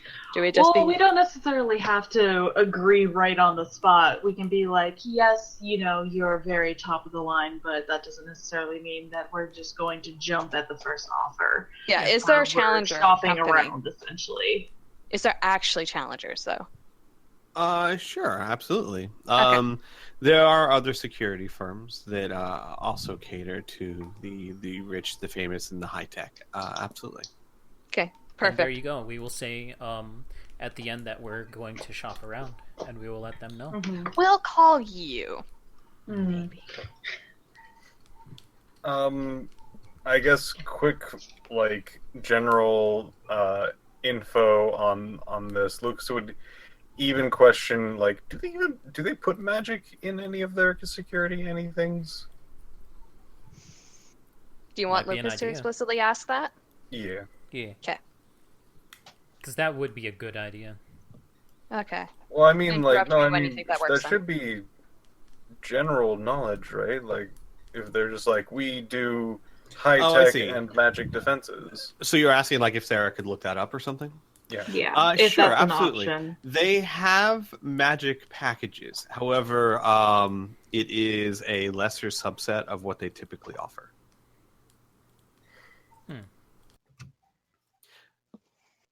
So they do offer packages that have magical defenses. The problem with it is, if you want to call it a problem, is that is basically hiring on their employees, because magical defenses suggest one of two things: people to maintain such defenses, or magical artifacts, which are incredibly rare and expensive. Okay. For the most part, unlike a security system you can kind of plug into a power grid, magical defenses, you have to plug them into a power grid, which equals a ley line or a person that can maintain it. Or, like I said, a magical artifact. So they offer it, absolutely. It's not as popular because it means hiring actual mages. Right.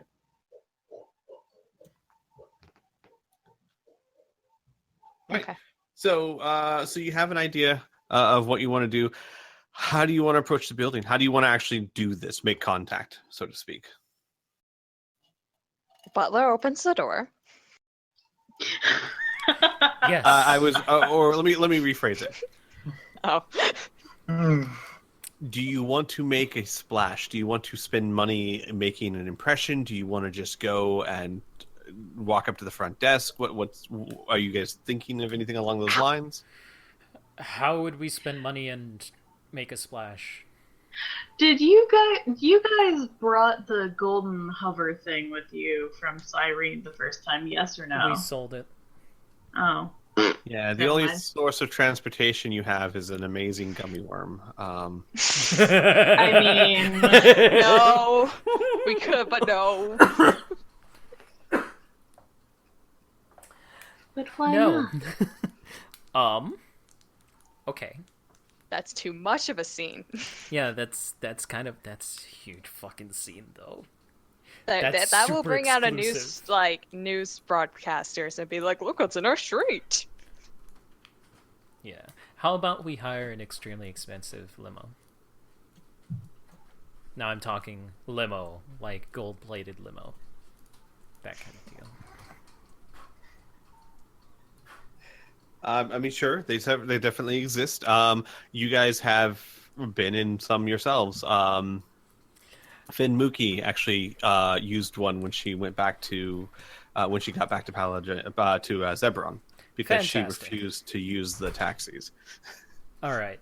I would also like to order a crap ton of rose petals. All right. This is gonna be so tacky. So Perfect. Are you guys okay letting Hart pick out the limousine? absolutely. Yeah. It's her limousine. Okay. So she handles that aspect of it.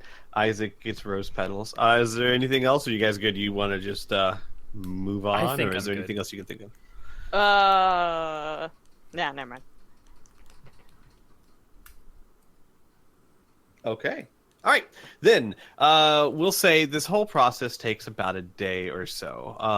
It also gives Sarah time to come up with the more plausible information. Anna, I'm gonna write this down for everyone, but just for you. Sublot AC-14 is a nice looking smallish island on the aerial palm that is currently available, and that is what you will be using to say you're going to purchase. Oh yeah, yes. And then rival security firms in case you need them. There you go. That is their main competitor on Zebron. Oh. Lucas would then go up to Hart. What should I call you? She looks at Lucas and she goes, "Darling, call me Miss Hart." Oh, I thought you meant call her darling. Got it. And you see Hart actually has an old ritzy fancy like cigarette holder between her fingers that is actually, if you look too closely, has a candy cigarette in it. Beautiful. Oh, I love Heart. Mm-hmm. It's not an e-cig? No, she don't vape. She's way too sophisticated. All right, so you guys go out of the ship. You see the limo that has been ordered. This is less of a limo and more of a barge. The top is open, much like the taxis you ride. However, the entire thing is quite literally gold-plated, fairly large. It has a jacuzzi in the center of it. It has seats along the sides with like actual cauldrons of ice and drinks in it. There's like a steel frame that goes up and over the seated area that has different colored lights that makes it look almost like different colored lights that shine into a literal disco ball. This looks almost like a dance floor on top of a limousine. Nice. And you notice that as it arrives, the limousine driver honks the horn, which sounds very much like a foghorn. So it's one of those. Beep, beep, beep, beep. and it's playing very loud. It's very loud music, but it's very refined music. So it's like blaring the equivalent of Mozart. Okay. I will get out of the car and hold open the door for the rest of the companions, who will come out before Hart. Why before? Because that the will... diva comes out last. Yeah, the diva comes Okay. out last, and that also gives me enough time to start throwing petals where she's going to be walking. Anna's judging you. It's the small things, okay? So Hart comes out behind Isaac, walking on the pedals, and very quietly, Isaac, you hear, "I'm sorry, Isaac. I'm so sorry." Don't worry about it. I don't care. Don't do that. Oh, that's creepy, Isaac. We'll talk about this later. And you guys get to the limousine and you board it. You find that the seats are very soft, very cushy, almost like the type that you sink into. The limo driver is an actual person. You can't see what they look like, though. They are dressed in head to toe in a black and white, kind of like a driver's outfit, and that includes a type of helmet or mask that they wear that it covers their face completely, and on their face is more of a screen that projects a very, very Fabio-like face, very attractive, chiseled face that says, "Welcome to the Supreme Limousine Services. Please enjoy your ride." And then the person who obviously, or didn't sound like they were the one speaking, turns around and begins to lift up and pilot the barge. You guys travel through the town on this barge, attracting eyes as you go. It's the same way that, you see a limousine, that's great. That's one thing. You see one of those hot pink limousines with the monster wheels going by, everyone's looking. This is one of Vancouver. those. Yeah, this is one of those. You go down the street, people are looking. Some people, especially when you slow down, like if you hit traffic of some kind, you slow down. Some people will actually recognize Hart, and they'll be like, "Hart, Hart!" and they'll wave their hands, and Hart will go to the railing and with one hand on her hip, just like the way Laura drew it, and the other hand kind of lackadaisically wave to them. Oh my god, that's great. No, that's Lucas. Yeah. That's Lucas. Oh man. So I thought that part. This is Lucas. Well, in any case, she has that posture. Oh man. Do we still have those tablet things? What tablet things? Like just a tablet, like electronic tablet? Yes. Okay. I want one of those and a stylus with me at the time Sure. then. Absolutely. I just love that. And then you guys make your way towards Prester Security.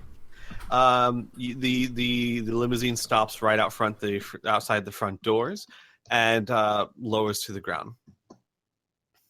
All right, same thing. Isaac will get out first. No, Kid goes out first because they're the muscle. Okay. So Kid goes out first.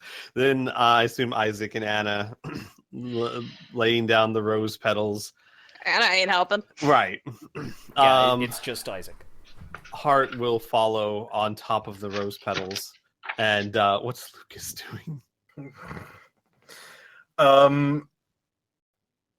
He's probably going to scuttle out of the limo. Wait, this is an open barge, right? This isn't. Correct. It is an Yeah. open barge. All right.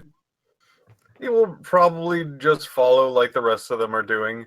Most of the time, Lucas is currently in his acting mode, so you see him. His face is generally covered by either shadows or whatever the hood's doing, and the only thing you can really tell is that he's constantly has a grimace on his face. Constantly, like he's smelling manure. Oh, jeez. Actually, hang on, give me 1 second. Anna, to answer your question, I do actually have an answer for you. I just need a moment to pull something up. Like, would she be known by that last name As well, or just Hart? Is it just like no, Leona this thing? is a name she's going to give you to use. Okay.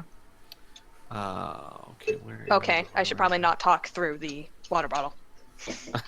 Probably not. I should also mention, like, Isaac is essentially putting on a show. Like, he's opening doors, he's putting out pedals, he's closing doors, he's making sure everybody's getting there on time. He's like, it's kind of like juggling while riding a unicycle on a tightrope. Is essentially what is happening, and he's all doing it with a smile. Anna, Hart tells you to introduce her as Sophie Clay. Okay, Miss Sophie Clay. Yes. Okay, Which that is not how you spell Sophie. Which Lucas and Isaac may remember. That was what Pa said her real name was. Awesome. Just to verify this, she told me to call her Miss Hart, right? Correct. Got it. She told you to call her Miss Hart. She told Anna to call her Miss Sophie Clay. Okay. All right.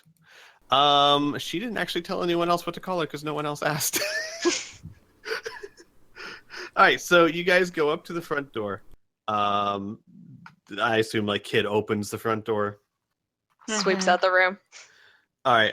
Well, it opens into a no. very large reception area. Isaac opens the door for Kid. Yes.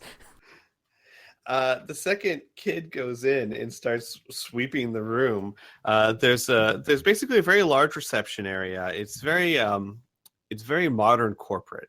There's a gray rug, very gray thin rug on the floor. There are to either side of you, there's these long tables with small chairs on them as kind of a waiting area with data pads stacked up neatly for people that are waiting there, and a single desk. And at the desk are two receptionists that are sitting there in like a suit and tie type of thing. And the door opens, and you guys begin walking in, and they just kind of stare at you for a bit. And then one of them goes, can I help you with something? Okay. So Hart's already in? Yeah, I'd say like they stare at you guys long enough that everyone's through the doors by now. Mm-hmm. Hello, I am Anastasia Ryder. I represent Miss Sophie Clay. We're looking for... fuck. I believe you're All in in the wrong character. place. That last You're gonna bit have was to go to out the of red light character. district down We're that looking for a direction. good fuck. No. This is You're why I looking for a should good know how to fuck, talk good wrestling. fast. Boy. This is why you don't let me do the talking. Kid Miss can Clay do it if you is- really want. I'm doing it. Shut up. You're doing well.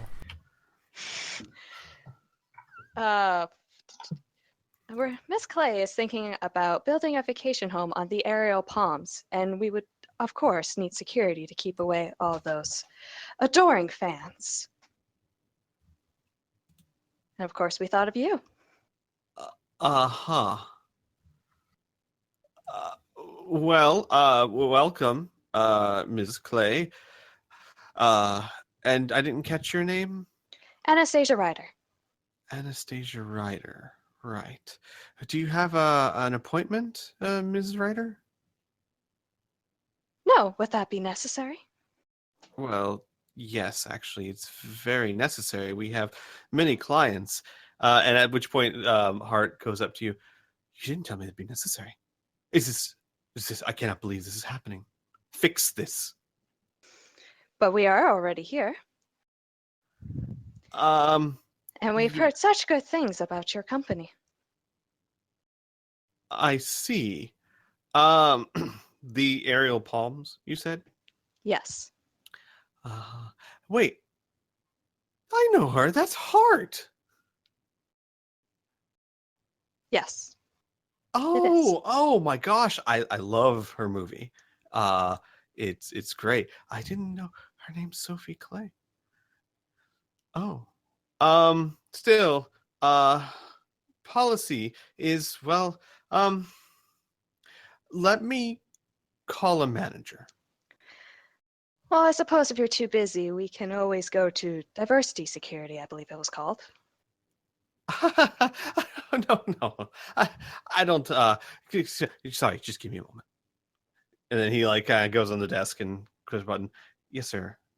Mr. Paxton, there's Sophie Clay here to see you.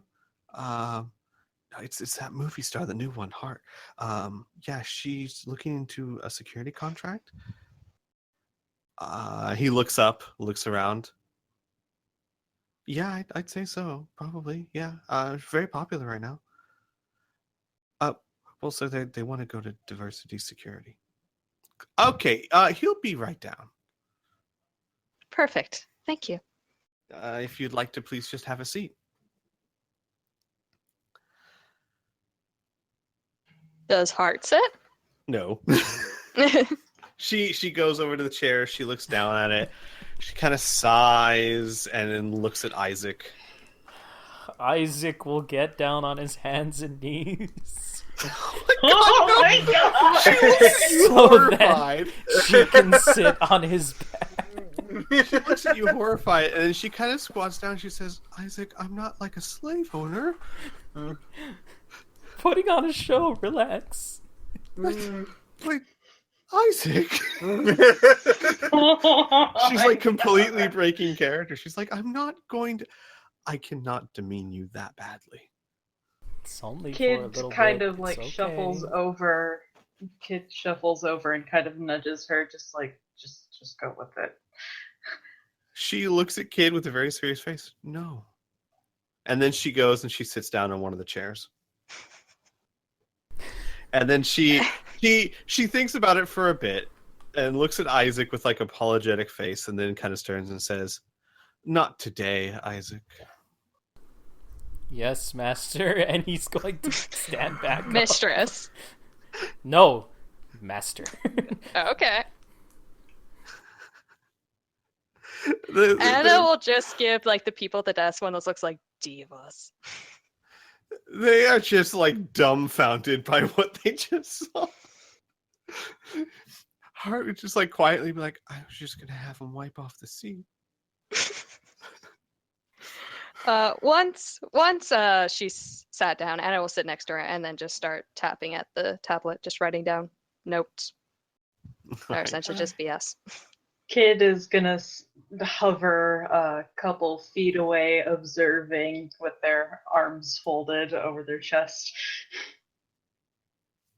Isaac will reach into his jacket pocket, pull out a bottle of water, and hand it over to Hart. She will she'll take it. She'll like put it to her mouth and take like a little sip and do like one of those, and then like nod her head approvingly and then drink. Okay. Hang on, give me a second. I'm looking for something particular I still here. can't believe I did that. Yeah, Neither because can the only anyone. thing would be to wipe off the chair. Yeah, but this was so much funnier. Give me a moment here. Sorry, I'm trying to look for an appropriate thing for you. You actually have to wait for a good 15 minutes or so. About 10 minutes in, Anna will Mhm. make a comment, not like super loud, but loud enough that they would hear, but a normal tone. Just being like, I hope this doesn't take too long. You still need to get ready for your 6 o'clock dinner. Hart will say, "Oh, right, that thing. At the Council of Zebron is so boring." Of course, Miss Clay. And so the receptionist could definitely hear it. and they do kind of murmur to themselves a bit. After a good 20 minutes or so, I'm having trouble finding exactly what I'm looking for. That's fine. Ooh, there we go. After a good 20 minutes or so, you see approach you a figure that is no taller than 3 feet. They seem to exit an elevator. I'm going to throw this into the Discord chat. You see something very resembling this. An alien species God. resembles a squirrel in a very dressed and refined suit. A squirrel, though, with more human proportions, in the sense that they obviously walk on 2 legs, they stand erect, their arms are more hands than paws, but they still have a bushy tail and a very fluffy face. And they stand at about 3 feet. They come up to you, and they say, "Good afternoon. My name is Paxton. I was told that you were interested in some security features for a new island you were purchasing." Yes, a vacation home on the palms. The aerial palm. I see. Typically, consultations are done on an appointment basis. We're a very busy company, as I'm sure you can understand. This is very not the best way to start off a relationship. I apologize. It is okay. I simply want you to understand how far we are going out of our way to make you feel welcome. Of course, you have been nothing but hospital.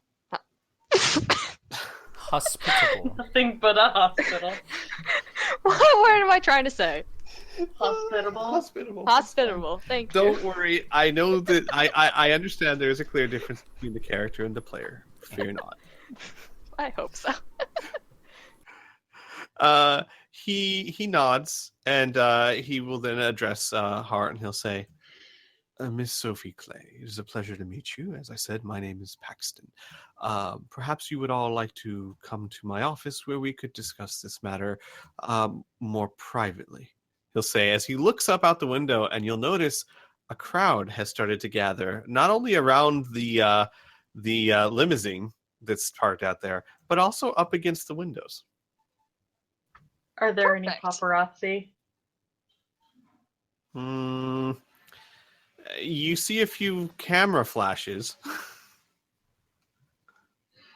Hard to tell if it's paparazzi or not. So with that, Paxton will lead you into an elevator, the whole group. And as you get into the elevator, he'll look around. He'll say, "I suppose I should introduce myself to all of you. And you are?" He'll say to Anna. Miss Anastasia Ryder.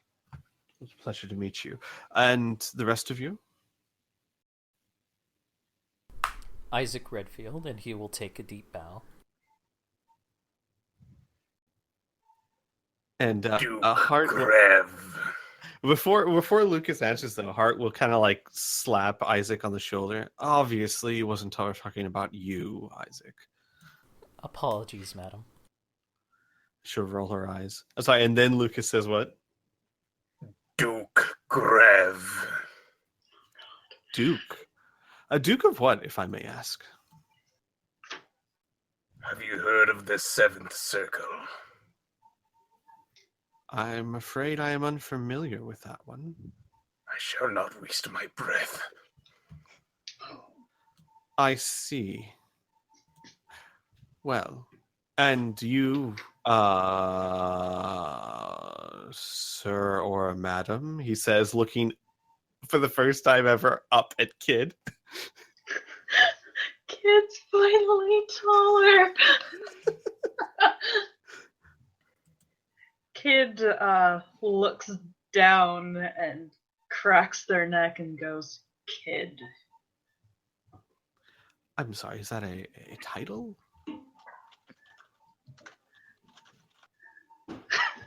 They stare silently down.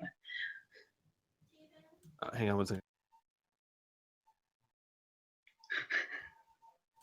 He goes, all right, very well.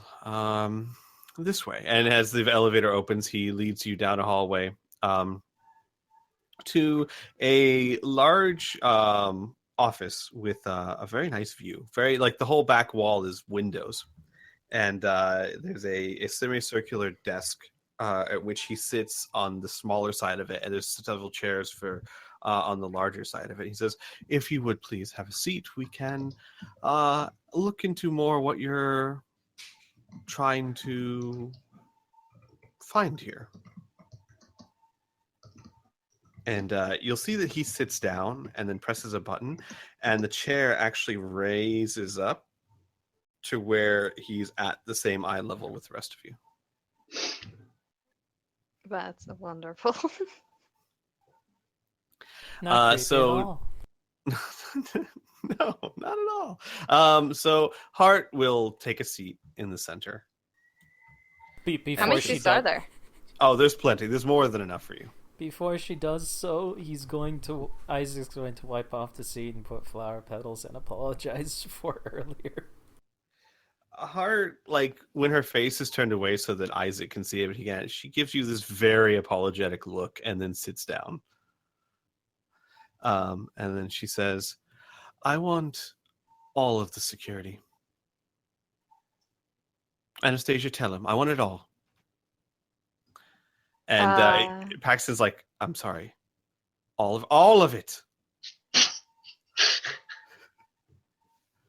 Anna will start describing a vacation home that's about the same size as the blueprints, maybe with an extra floor and a nice porch, beach access, so like some obvious differences for a vacation home, but around Yeah. the same size. We would like the best security you can offer for this kind of building. I see. I feel that I must, in all fairness, inform you that our services are incredibly expensive. I do not mean to pry or sound rude by any means, but I simply don't want you or us to waste our time here. I am delighted to hear that you're buying a location on the Aerial Palm, but I am shocked to hear that you have this kind of money. Last I heard, you, Miss Hart, were a movie star who, well, if I may be so bold, has an untested popularity and thus career. She inherited some money from a late uncle. May he rest his soul. Ah, a late uncle. Yes, I've seen so many of those. We can send you copies of the land permits if we follow through with this, of course. Of course, that would be necessary. Very well. Understand that we are talking the highest security. We are talking hundreds of millions of clicks here, even for our basic packages. And you are able to afford such things? Of course. Very well. So what you're looking for are typical security measures for a vacation home. Is there anything else that you would be looking for exactly? Anything specific or tailored to your needs? Out of character, is this when we want to bring out the natural valuables or no? Yes. If you weren't, I was going to. Okay, you can go ahead. As the magic consultant on this, I was informed that there would be some powerful artifacts. I'm sorry, the what? What part did you not understand? The magic consultant part. I've never heard of such a thing. How many magical artifacts do you own? Not many, I would assume. No, I don't, actually. For my expertise, I am used for knowledge on defenses, as well as if somebody of magical high quality would like to infiltrate such a place to take what may be theirs in another time. As he then clenches his fist and under his breath, Kronork. Like the Braxton has both his palms on the table, and he slowly looks away, going, "Okay, I understand, or if I understand correctly, what I should be taking from this is that you are worried about people stealing valuable possessions, and more specifically, you may be worried about people illegally using time travel to try and attempt to do so. I can let you know that we do have safeguards against such things. This is a common issue with many of our clientele, especially our more popular ones, people who illegally seek to meet them or greet them or take their possessions before they were famous. We do have certain safeguards for such things. Though I must tell you that when it comes to time travel, we can never guarantee anything. Time travel is a very tricky thing, of course, and our security measures can only go so far. I understand. I'm more interested in how your defenses work against the magical arts. Ah, I see. Well, our security measures are designed to solve problems at their source. The hope, the idea, is that you never have to use the systems that would require the nullification of actual burglary attempts. We here at Prester's Security believe that the best way to keep a premise secure is to eliminate the criminals around you in the first place. Proper screening, proper control, and of course, proper observation will stop 99% of any theft and burglary before it even begins. Though, to answer your question, our security devices and systems are adequate against even magical means. He lowers his face a bit. I shall be the judge of this. I'm sorry, come again? Judge of what I just said? Yes. I see. Though I'd rather not say that the missus' money is wasted on my expertise. I would like to do my job. Yes. He looks around and then back to you. Excellent. Well, then. Perhaps I should go into some details. He says, kind of trying to avoid the stare. Yes, please. So, typically speaking, will you be having any sort of staff? Is that common with these kind of systems? Well, it's common with the rich and famous. I assume if you're going to be buying a vacation home and, dare I say, an entire island, you've considered the fact that you're going to have to hire a staff to maintain such things. Oh, excuse me. I thought you meant security staff. Of course. Yes, of course there'll be a full-on staff. That is available as well, but I was going to start with the basics. Of course. As I said, our philosophy here is to prevent burglaries before they start. And of course, one of the most common ways for someone to infiltrate or to become a danger is to be hired on. There's no better way to get closer to someone on a regular basis. Our security scanning systems are designed to read the DNA of anyone who you passes through onto your property and scan our extensive database of everyone within the 3 galaxies. It will give you real-time information about who they are, where they're from, and their prior job history and criminal history. Impressive. I thought so. Indeed.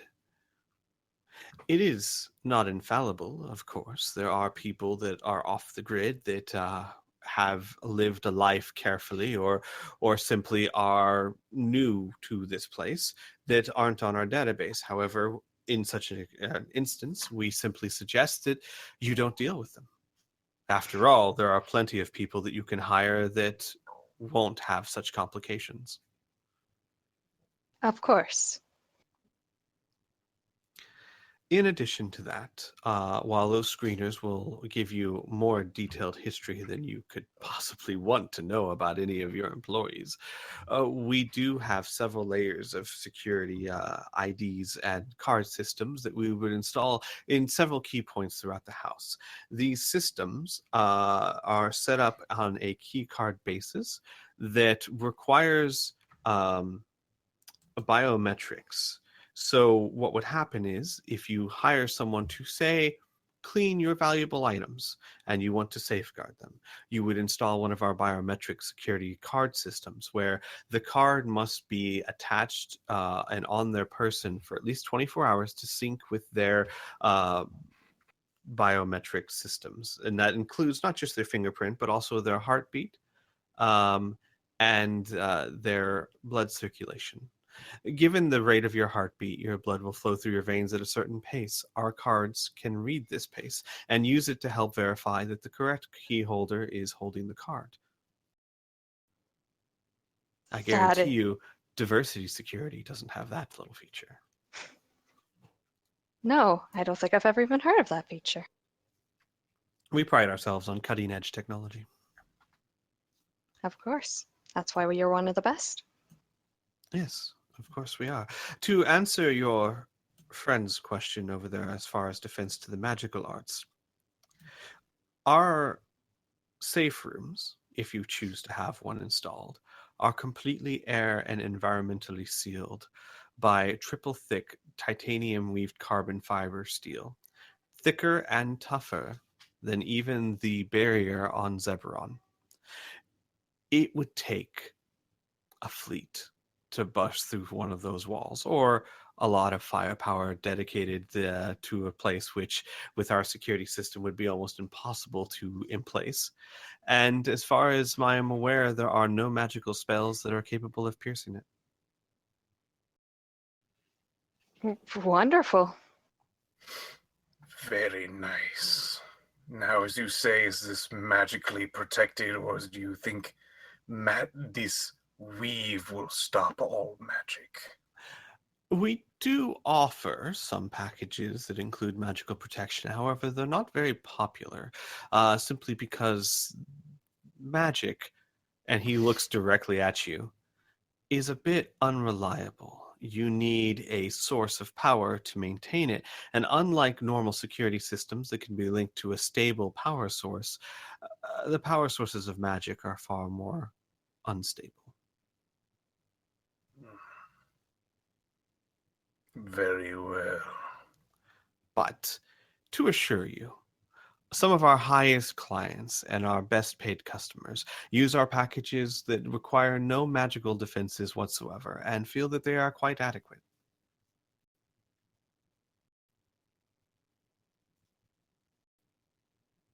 Can we see some examples of these packages? Yes, of course. And he'll touch the display on the desk and he'll pull up like a 3D model of what looks like a basic house. And he'll start going through. He'll show you the DNA scanner. So like the house has like a gate complex. The gate itself generates a dome, a force field dome around the building with one entrance that has the DNA scanners, and he'll show you the schematics, not the schematics, but how they work and how it's one point of entry that scans everyone that comes through on a daily basis. He'll kind of zoom into the center of the complex where he'll show the security card access points, and lastly he'll show the safe room. And the safe room will have the same kind of stats he listed, that it's very thick triple carbon steel or carbon fiber, steel, and that nature. And he'll say, these are our basic security measures. Of course, in addition to that, we offer a full monitoring packages, security systems and audio that cover every inch of your property at all times. No blind spots for criminals to exploit. If they are on your premise, some camera somewhere will have eyes on them. Do you want me to roll a surveillance system check at Yes, all? please. Move my mouse. That succeeds by 1. Okay. You know it's possible. It'd take a lot of cameras. It'd be a very expensive system. But yeah, I mean, it is theoretically possible to, well, I would say that you would know it's probably impossible to eliminate every blind spot. There's always got to be a blind spot somewhere. But a security camera system that has quality is really not the issue here. Quantity is. If you have enough cameras, you can pretty much cover almost everything. Yeah, but can they cover a zapper? Can they? I'll have to figure that out because I can't figure out a good way to ask that without tipping him up, without it being weird at least. He'll say, and then we do have our more advanced packages, if you'd like to take a look at them. For comparison, of course. Of course. And he'll tap a few things, and a few more things will come on the screen. For our more advanced packages, we offer increased security for your valuables. We install sensors throughout the floors of all of your complexes that measure the weight and gait of those that walk upon it. Everyone has a typical walking pattern, and while this can be altered, most people don't think about it. It's an unconscious thing for them. Each of us have a unique and special walk designed to us. Our sensors on the floor can, to a 92% accuracy, detect someone's gait and weight and tell you who's walking where, as long as they have previously been entered into the system. And it'll let you know if someone who hasn't been entered in the system is walking through your complex. Fantastic. As I said, our security measures are top of the line. That they are. That is the basics. Is there anything more particular, perhaps, that you'd like to look into? Out of character? Sure, yeah, you guys can go out of character. Anything else? Anything that you don't think was covered well enough? Oh, go ahead. I was just gonna mark off what we have done, so please. What we have done? No. That's what I was gonna say. If you have something new, please continue. Okay. Okay, but yeah, they said that they don't really have they have an option for magical protection, but it's not very popular, but he didn't really talk about their defenses against magic. And also, we still need to ask about how updates would be performed and stuff. If it would be necessary for on-site checkups, or if it would all be done remotely. Okay. Do you want to deal with that question first, or the magic defense one first?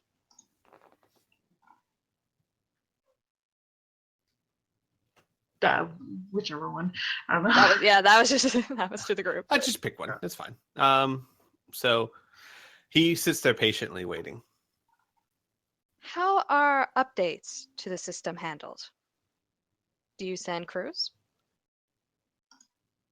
You mean we do offer contracts, if that's what you're referring to, where our company, our firm, would periodically update your security when new top-of-the-line systems come out. Those are typically handled once every 2 years. A crew will come out and upgrade your security system free of charge, and at least free of any additional cost. Everything is included in the contract. And if there would be an additional cost, it would be brought to your attention beforehand, before it was installed. But basically speaking, every 2 years, we give you a complete security overhaul. Amazing. Yes, it is.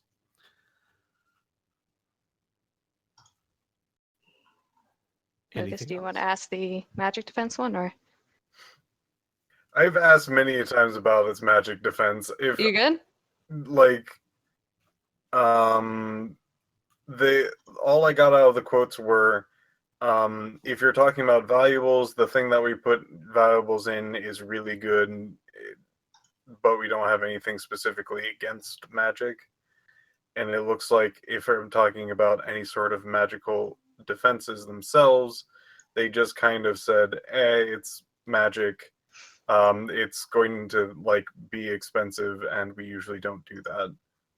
That's it. I will say this, Lucas and Anna especially. You would know this, that Anna from your time on the black market, Lucas just from your time and experience being a spellcaster. Magic is kind of like an unknown factor. There's so much variety to what magic can or can't do that in the black market, it was always kind of an unknown that had to be guarded as best it could, but there's not a surefire way to guard against it because magic breaks the laws of physics. You know what I'm saying? So it is possible to see that he is giving very vague answers, and it could be for many reasons, but Lucas especially, this wouldn't be the first time you've come across such a thing where people kind of downplay things because magic is such an unknown. Just to be double clear, I'm sure you have covered this. The cameras and monitoring is all done on site and off site? Correct. Our security systems, we are simply the suppliers. Our security systems are actually purchased and owned by you. And therefore, any recording features or software or we can set up the infrastructure for you, but you would have to supply and maintain any video or databases. Okay. That is good to know. And if there was an extra dimensional being that was going to try to acquire what was rightfully mine, what sort of defenses through that means? You did note of varying qualities of magic defenses. You have yet to note on this time travel. Does this negate magic time travel? Well, as far as our time travel defenses are concerned,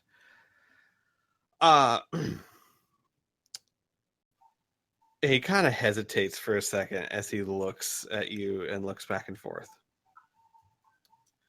So, unfortunately, I cannot say that no one will ever be able to go back in time and somehow affect you.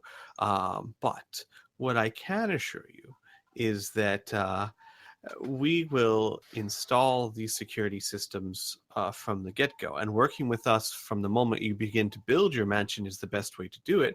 Because if we are working with you from the day construction starts, then we can be there every step of the way to ensure your security process for you.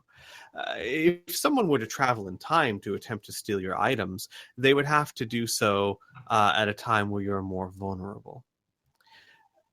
Unfortunately, and I don't mean to give the wrong impression, there's no way we could prevent that. For example, let's say that you had a bauble of some kind, and someone would have traveled back in time 10 years ago to where you acquired it and steal it from you then.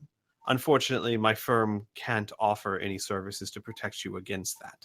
However, our security features are so good that it dissuades people from going back in time to, say, try and set up a rapport with you. Because imagine that someone goes back in time and befriends you. So that in the present day, they can walk up to you as a trusted comrade and friend to try and get into your good graces. Well, the second they walk through our DNA detectors, we're going to be able to show you that they have a suspicious criminal history and past, and you can put your faith in that more than you can friends, in my opinion. As far as magical defenses go, Our strong rooms have wall-to-wall security sensors, which means that if someone were somehow able to breach it, we would know immediately where it was breached and the force of the breach. And to be quite honest, I have yet to see any spell that can penetrate those walls quickly enough to do so before your own security forces would be able to stop them. Impressive without using any sort of conjurations, I suppose. We do offer that as a service. We have a few magicians in our employment. Typically, they are freelance, but incredibly well vetted.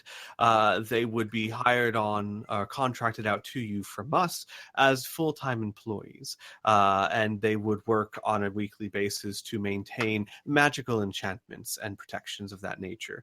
However, as I said, it's not our more popular method of security, and in my opinion, it's not necessary.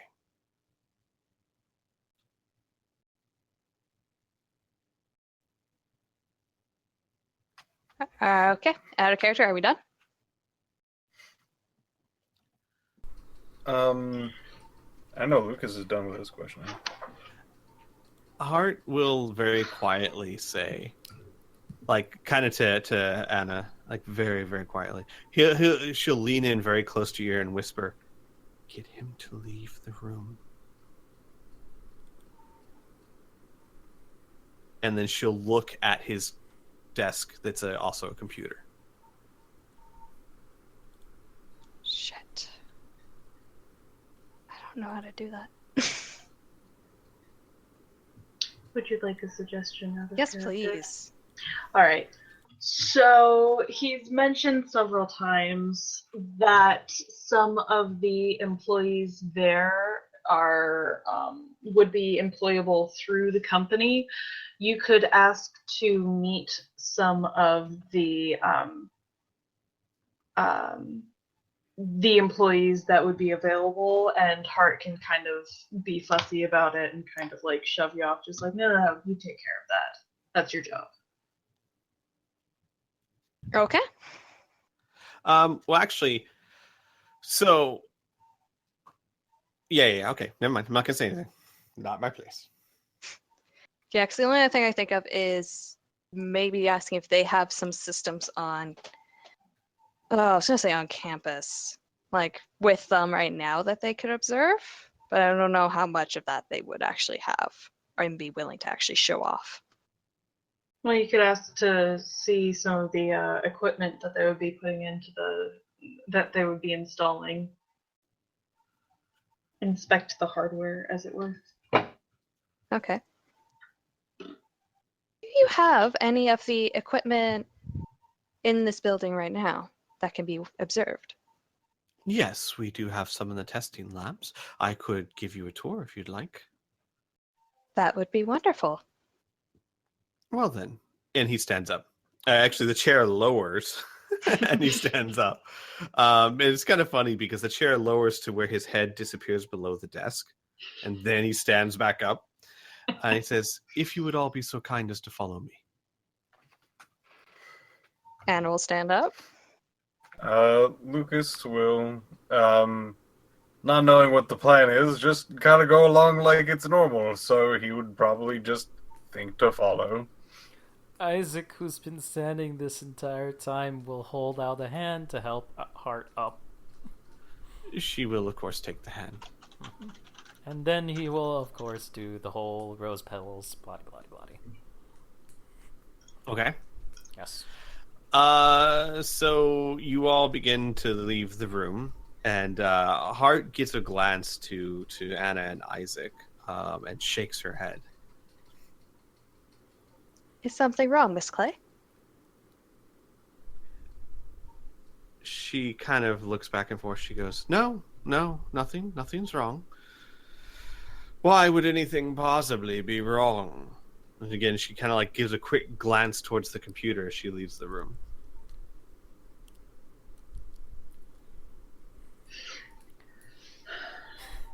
Man, Uh, I ki- should have kids, taken that other psychic ability. Dang it. Okay. Kid's going to speak up and to go. Are you tired, Miss Hart? Tired of my entourage following me all the time. But it is what it is. And she continues walking down as Paxton leads you guys down the hallway. Can I retroact something? Sure. What would you like to retroact? Dropping I her shouldn't say stylus. sure. Let me ask first. Dropping her stylus as she stands. Sure. That's possible. So as they're starting to walk down the hallway, she will do a small jolt and say, "Excuse me, I left something in your office," and turn back to go back in. Paxton will say, "Oh, well, allow me to escort you back to the office." That's not necessary. I just dropped my stylus. I'm sorry. I believe it is quite necessary as it is my office. Please allow me. And he starts heading back the other direction. Okay, sure. Is anyone else going to do anything, or?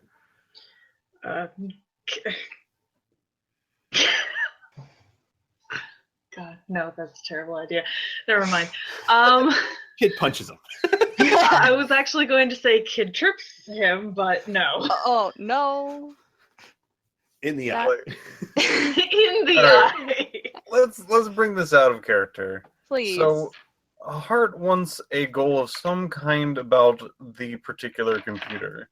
She seems like she doesn't want to do it, though I think she's probably the most competent Qualified. out of them. Yeah. Yeah. Because for Lucas can't do this for multiple different reasons. I will start naming them off in very vague, broad details. He has no knowledge on electronics, and he has, besides weaponry, and he can't read. Oh, right. Does anyone here have any computer hacking skills? I don't The have hacking. closest I don't have hacking. Computer programming can do it at a -30. I have 35. So then Lucas brings up a very good point. Yeah. Yeah.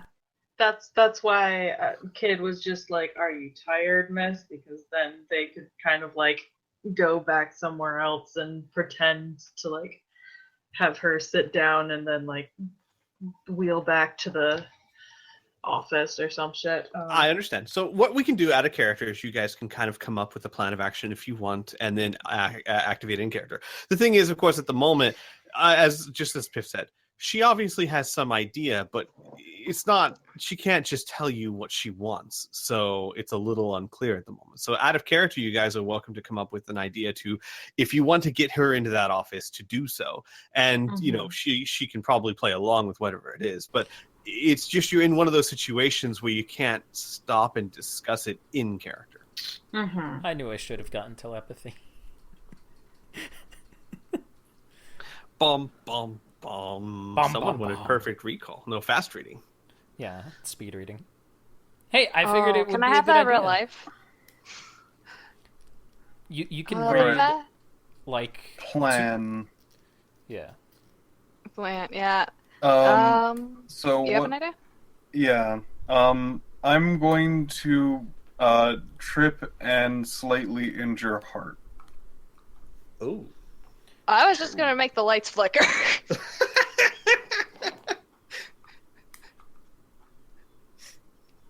I love the difference in levels of violence there.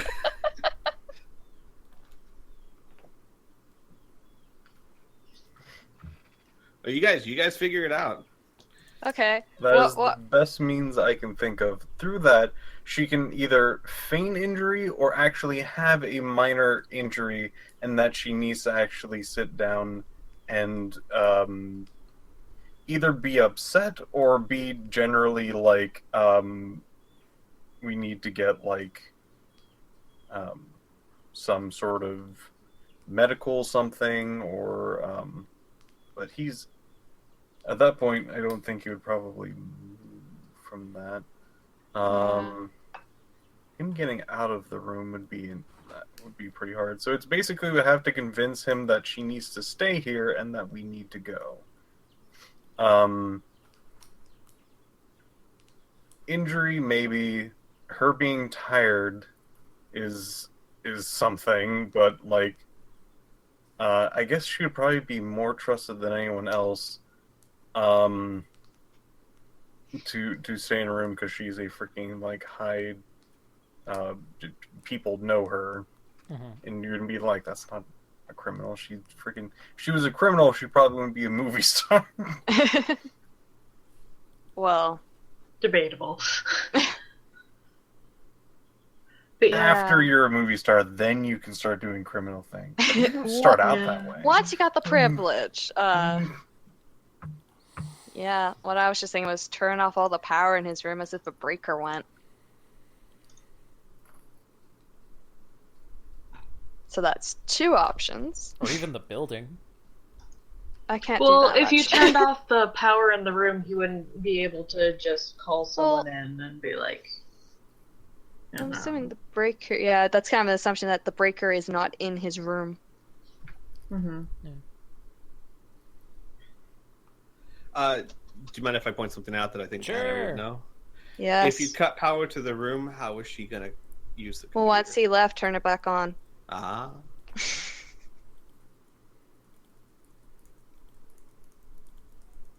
Well, you guys, you have several things. You can try them out and see what happens, unless someone has a better idea. I mean, like, because you guys could take like an hour coming up with the best plan. In fact, actually, it's almost time to end. Yeah, I was looking at that. Yeah, if you guys want, this is a little bit of an odd place to end, but given that you're trying to figure out how to do something rather delicate, we could end the session here. Give you guys a week. Got it. Over. All right. All right. Hit me.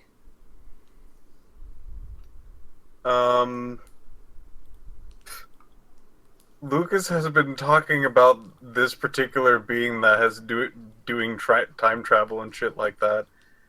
What he can do is actually, he would have to try to cast this. Yeah, no, he has his magic battery. He would only need a little bit of time to cast one into his battery thing, so he doesn't need to cast a spell. But then be able to use illusionary his gun spell to actually have a lot of guns show up. Say that it's that demon and have everyone scatter. Jesus Christ! I love it. Let's put that into action. Oh, that gives us a good way out too. Yeah. Oh boy! All right. So if I understand correctly, you need a distraction or some time in order to cast it into your battery. Honestly, I could probably just stop in the hallway. Yeah. Okay. Okay. Is everyone So let's good with that continue plan? with a stylus as a Yeah, distraction. As she's going back with the guy to get the stylus, he's getting the spells ready and whatnot. And then as they're coming back, everything fires off. That's perfect. Yeah, Do maybe it. not realizing that's what he's doing, and just like once Preston's back's turned, just give a very frustrated look to the others. Mm-hmm. All right. So he and you start heading back towards his office. He hasn't stopped to turn around to see if anyone's following. He's more just guiding you back towards the office. Okay. Lucas will definitely stop in the hallway. Wait until they basically rounded the corner into his office. And then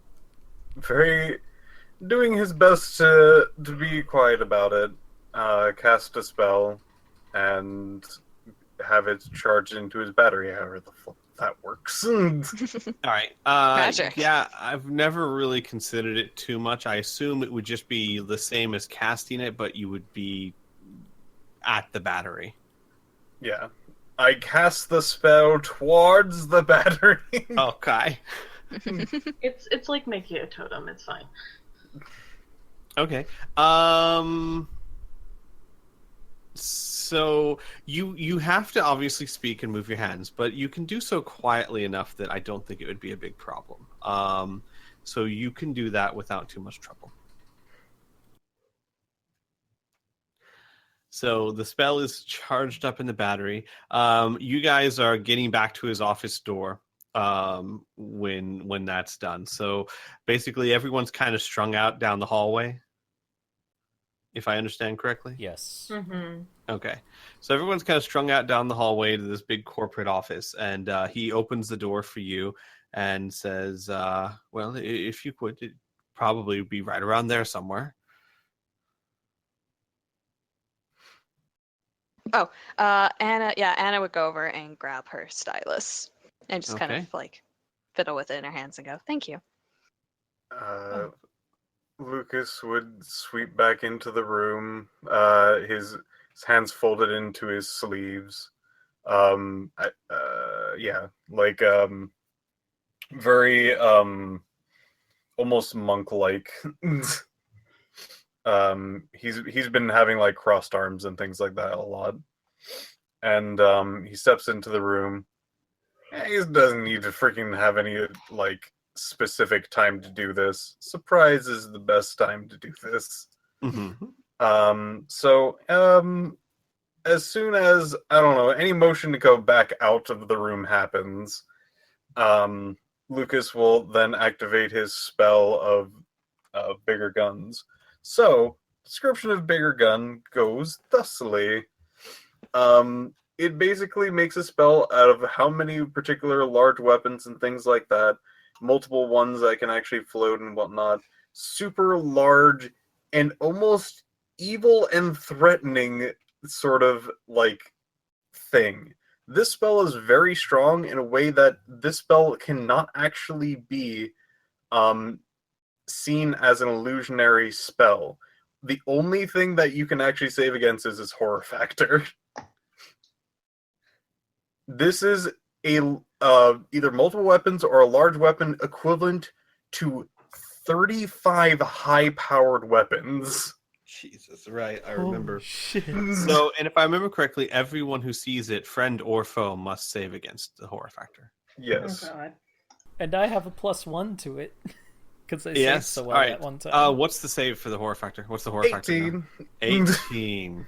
Well, gee, all right, let's Okay. go for Mr. Paxton first. That fucker! What?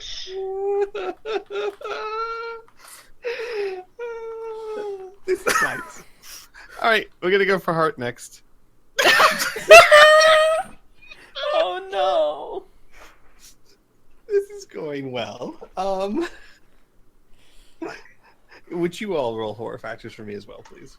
All right, I did it. You have +12 on a horror factor? Yep. What the fuck? He's an Atlantean. Yeah. He has like a stupid amount as hold base. on. Here's specifically Atlanteans. Let me. Okay, insanity. Most Atlanteans have high mental endurance are used to strange and horrifying experiences from dimensional travel. Thus, they start out with no form of insanity, and they also get a +6 starting. And Slinger also gets, like every other level, a +1. Oh, nice. All right. Well, sure. So seriously, All right. Let's take a stock here. Kid, Anna, and most especially Hart are terrified by this. So I need to see exactly what Lucas does first before I know how to react to this. Lucas like draws out one of his hands and flicks it to the side. So you think this is my most vulnerable point, do you? I've been ready for this moment all my life, and you can't possibly catch me off guard.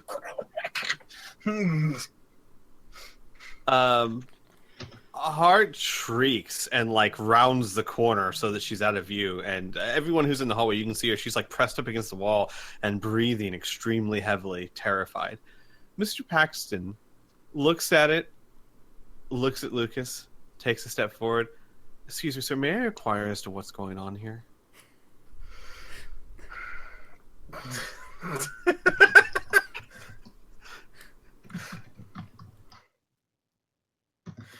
Even like Lucas in his his acting mode just goes like, what the? Do you not see that thing? I definitely see it. I'm asking what it is. You like, it is. Cerebral. It is my arch rival Grognek, the time-traveling beast I was talking about. I see. And then he'll turn to the guns. Mr. Grognak, I must inform you that we are a top-of-the-line security firm here. Any action you take against my possible client will be seen as an action taken against us directly. Yes, Anna? How long does Horror Factor last? It lasts for the length of a combat. So several minutes at least. Fuck. Okay, so I can't turn off the lights. Well, no. So here's the thing. Yes, you can. Horror factors. I've been a little bit lax in this because it's not exactly a combat action, but at worst, horror factor halves your actions in combat, which means that even at its worst, even at heart or and whatnot, technically we should be having you do a second roll to see how bad it is. But even at its worst, you can still act. You're just at severe minuses and penalties to attack and things like that. So horror factor doesn't mean you're frozen in terror unless you choose to play it that way. It just means that this is very unsettling to you. To be fair, she doesn't know what he was going to do. It's probably like would be surprised of what the fuck is he doing right now. Yep. So can I turn off the lights? Yeah, I mean you have. Yeah, we're not in a combat scenario here, so you do have actions. I'm not going to make you guys roll for it. We could even just say like for Kid, Anna, and Hart, it has the most devastating effect, which would be half your actions and like a -3 or 4 to your attacks. Which even with that, you have chances to do things. Okay, so it'll allow this conversation because we can just say Anna took a couple seconds ago. What the fuck is he doing? Sure. So he'll finish what he's saying. He's like, sir, any action taken against my possible client would be seen in action against us. I am going to ask you to escort me down to the lobby right this instant and be ejected from the building. He says he's talking to the guns as if they are a person.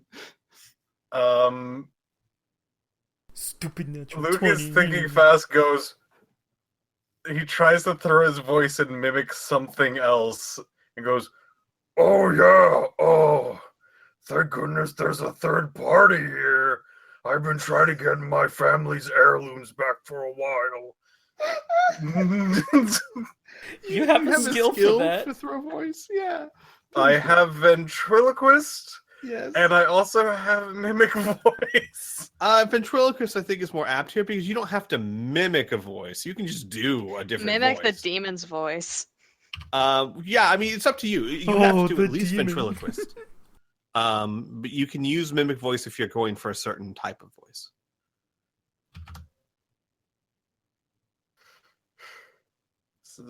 This is one of my lowest rolls. I don't appreciate this. You succeeded! Yes! Wow. One of your lowest rolls is 67. At level 10, yes. Okay, so it definitely sounds like it's coming from the guns that are floating in the air. Are you trying to mimic a particular voice or just a different voice than yours? Different voice than mine. That's fine. Then I won't make you roll a second time. Right. Mr. Paxton goes, I see. Well, that's very unfortunate, sir. However, I must suggest you a good lawyer, not pulling weapons out in my personal office. Oh, okay. Now, if you would please follow me this instant. And he turns around and walks out of the room. You just hear from Lucas, "You heard the man. Get moving." As he then like walks with the guns because it kind of needs to be around him. Right.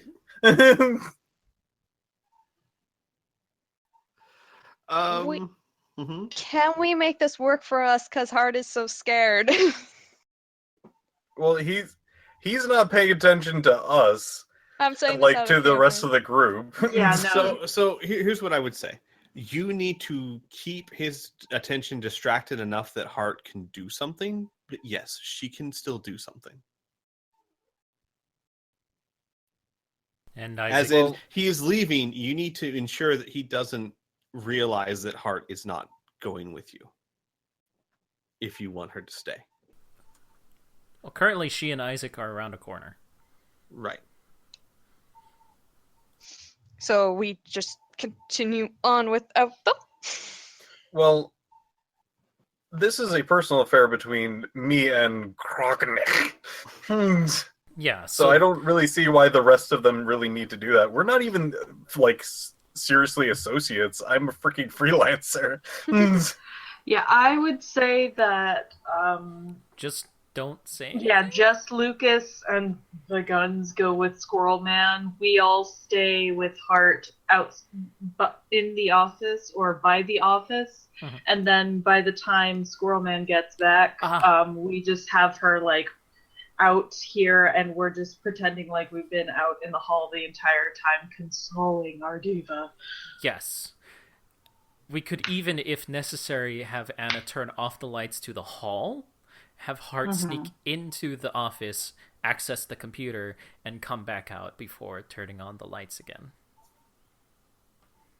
How about that? Okay. Should we do this next session? We can resolve this now. Yeah, we if can you guys resolve are it. up for it. Yeah. Yeah. This is just too much fun. Just imagine in your minds a 3-foot-tall squirrel in a suit is showing no fear. Here's the thing. If we ever Are you need kidding security, me? if we ever need security, although we can't go back as ourselves, him. Yeah. This is just good business for him. It's just like, what has this man been through? I have no fucking idea. That this is just a normal day for him. All right. So you guys, he begins walking down the hallway. Lucas and the guns begin following him, and then, when do you want to make your action, Anna? Probably start once it out rounds as- the corner. Yeah. Okay. All right.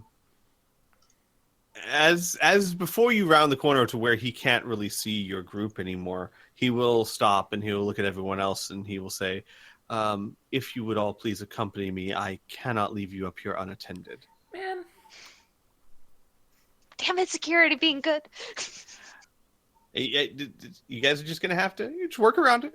Just work around it. You got this. Sure. Kid's gonna mumble to Hart, ham it up. Hart goes, puts her hand to her forehead and just faints. Isaac will catch her. And start fanning her. We can't just move her. Just Paxton sighs. Of course. I will have security come forward and provide medical attention. I need to deal with this.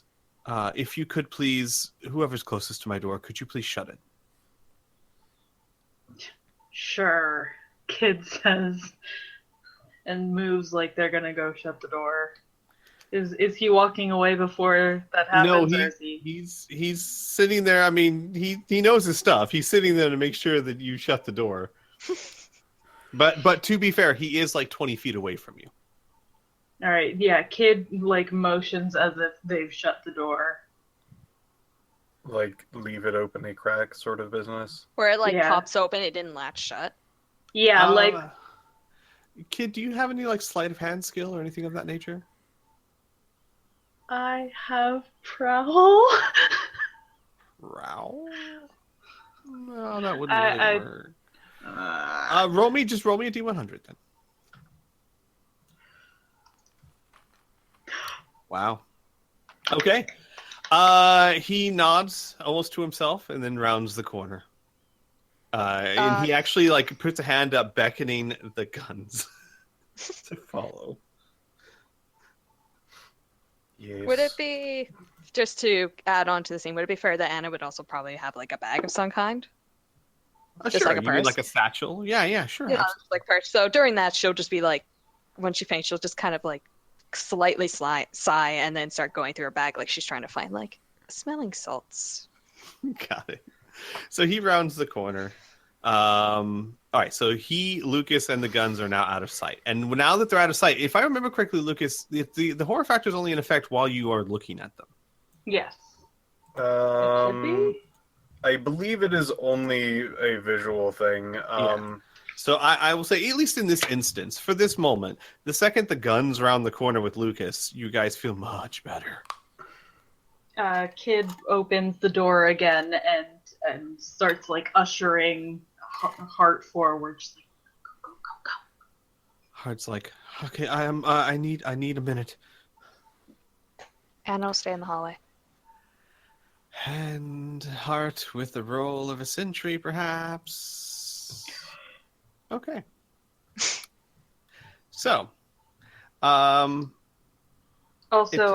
mhm. side note, Kid's going to be keeping both ears open for any approaching beat. Got it. You after about a minute, about 60 seconds, you begin to hear feet approaching down the hallway. Yeah, Kid's gonna kind of make a motion of like, come on, gotta get out. Lights out. Hart nods and will like finish what she's doing and run back to the hallway and lay down. And Kid will secure the door quietly. And the second, as you secure it, like the second after you secure it, you see two security guards rounding the corner. One of them carrying like a small medical bag. Kid makes like they're like leaning boredly against the doorway, just like about Nice. time. They go to Hart and they start administering aid. Hart is acting conscious at this time, just very upset. And she looks at Isaac as the securities come and winks and then says, Isaac, I think it's time to go. Perhaps, maybe, other security places, like diversity security, will treat their guests better and not allow people to attack them on premise. Of course, mistress. I should say mistress. Fuck. Yeah. Yeah. Shut up. And so the security will escort you guys down the stairs, back down through the elevator. Lucas, Yes. while this is going on, Yes. Paxton leads you down to the lobby. Like snaps his fingers, and more security guards from the lobby will come up to you. And when he gets to the door, he will turn around and face the guns. Oh god. And say, I suggest, if you have any quarrels with this person, that you leave it outside of our company and our associates. We have extremely powerful lawyers, far stronger than any firepower you may think you possess. And I assure you, whether you are a demon, a ghost, or just sentient guns, we can find a prison that would be a living hell for you. Sentient guns. I love this guy. Do you have like a premise where I could do this? Like, is there like a block or two I could go? I'd really like my artifact back. Yes, if you would like, on the way out, we can give you some literature. Oh. And then he, like, with one hand, just opens the door, looking at the guns. By the way, hang on a second. Yeah. Oh boy. So the front wall is nothing but windows that has gathered a crowd from outside. Oh boy. The crowd is currently running away in horror at the Even visual sight better. of this magical gun. But as they are running away in terror, he's just opening the door, staring straight at them. Are you sure there's not a place around here where we could, like, settle this? Not you. You're pretty cool. 2 blocks down, you'll find Francis and Samson Associates. Perhaps they can settle your matters. Oh, sweet. Come on, Duke, or whatever you are. Let's finish this thing. You hear him mumbling under his breath. Mages.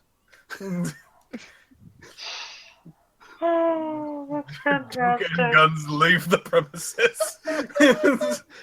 All right. So you leave the premises. Mm-hmm. No, like Anna will talk to the front desk once you're done. Okay. Yeah. So you guys get back down to the lobby. Mm-hmm. Once at the front desk, Anna will apologize for their mage friend and for coming so abruptly, and will assure them they will contact them soon to make further consultation meetings. Oh, Appointments. that's nice. And you'll hear a voice from behind you. That is excellent. And Paxton walks up. I apologize for that rowdiness. I assure you that doesn't happen here every day. Though, in my experience, and he'll look straight at Hart, you can't trust those magic sort.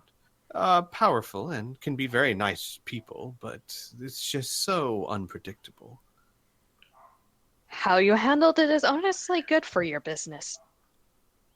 It was very impressive. Nods. He kind of looks down for a second. And he goes, I had a childhood. In any case, if you would like to contact us again through proper channels, we could set up a more proper demonstration in a few weeks. Of course, we'll contact you. Thank you for your time. You as well. And he'll hold out his small paw. She'll shake him. And then the security will escort you guys out of the building. In which you notice, Lucas, you notice as well, the limo's not there anymore. And as you guys exit, Hart will say quietly to Isaac, it was so expensive, I didn't actually pay for the trip back. Then why did it wait? She shrugs. Well, what are we supposed to do now? Just walk. I heard there's a nice cafe a block down. Why No. don't we go and get us some drinks? No, it's okay. I have this necklace. What? You took the necklace? Did you take Rael? No. No, we can't do that. Okay, fine. I was gonna say that's something I think you should have mentioned. No, it's fine. So we'll go ahead and end this session here. Where next session, Hart will tell you what she found. Cool. Okay. Bum bum bum. That went well. Yeah. A lot of exciting information and stuff. So thank you guys for watching. We Yes. will see you guys next week, Wednesday for 3 Galaxies, and next Sunday for Rifts. The Sunday Thank comes you. first. Yeah. Well, Sunday, then Wednesday, of course. Blah, blah, blah, blah. Anyways, take care. Bye bye, everyone. Bye. Bye. Bye.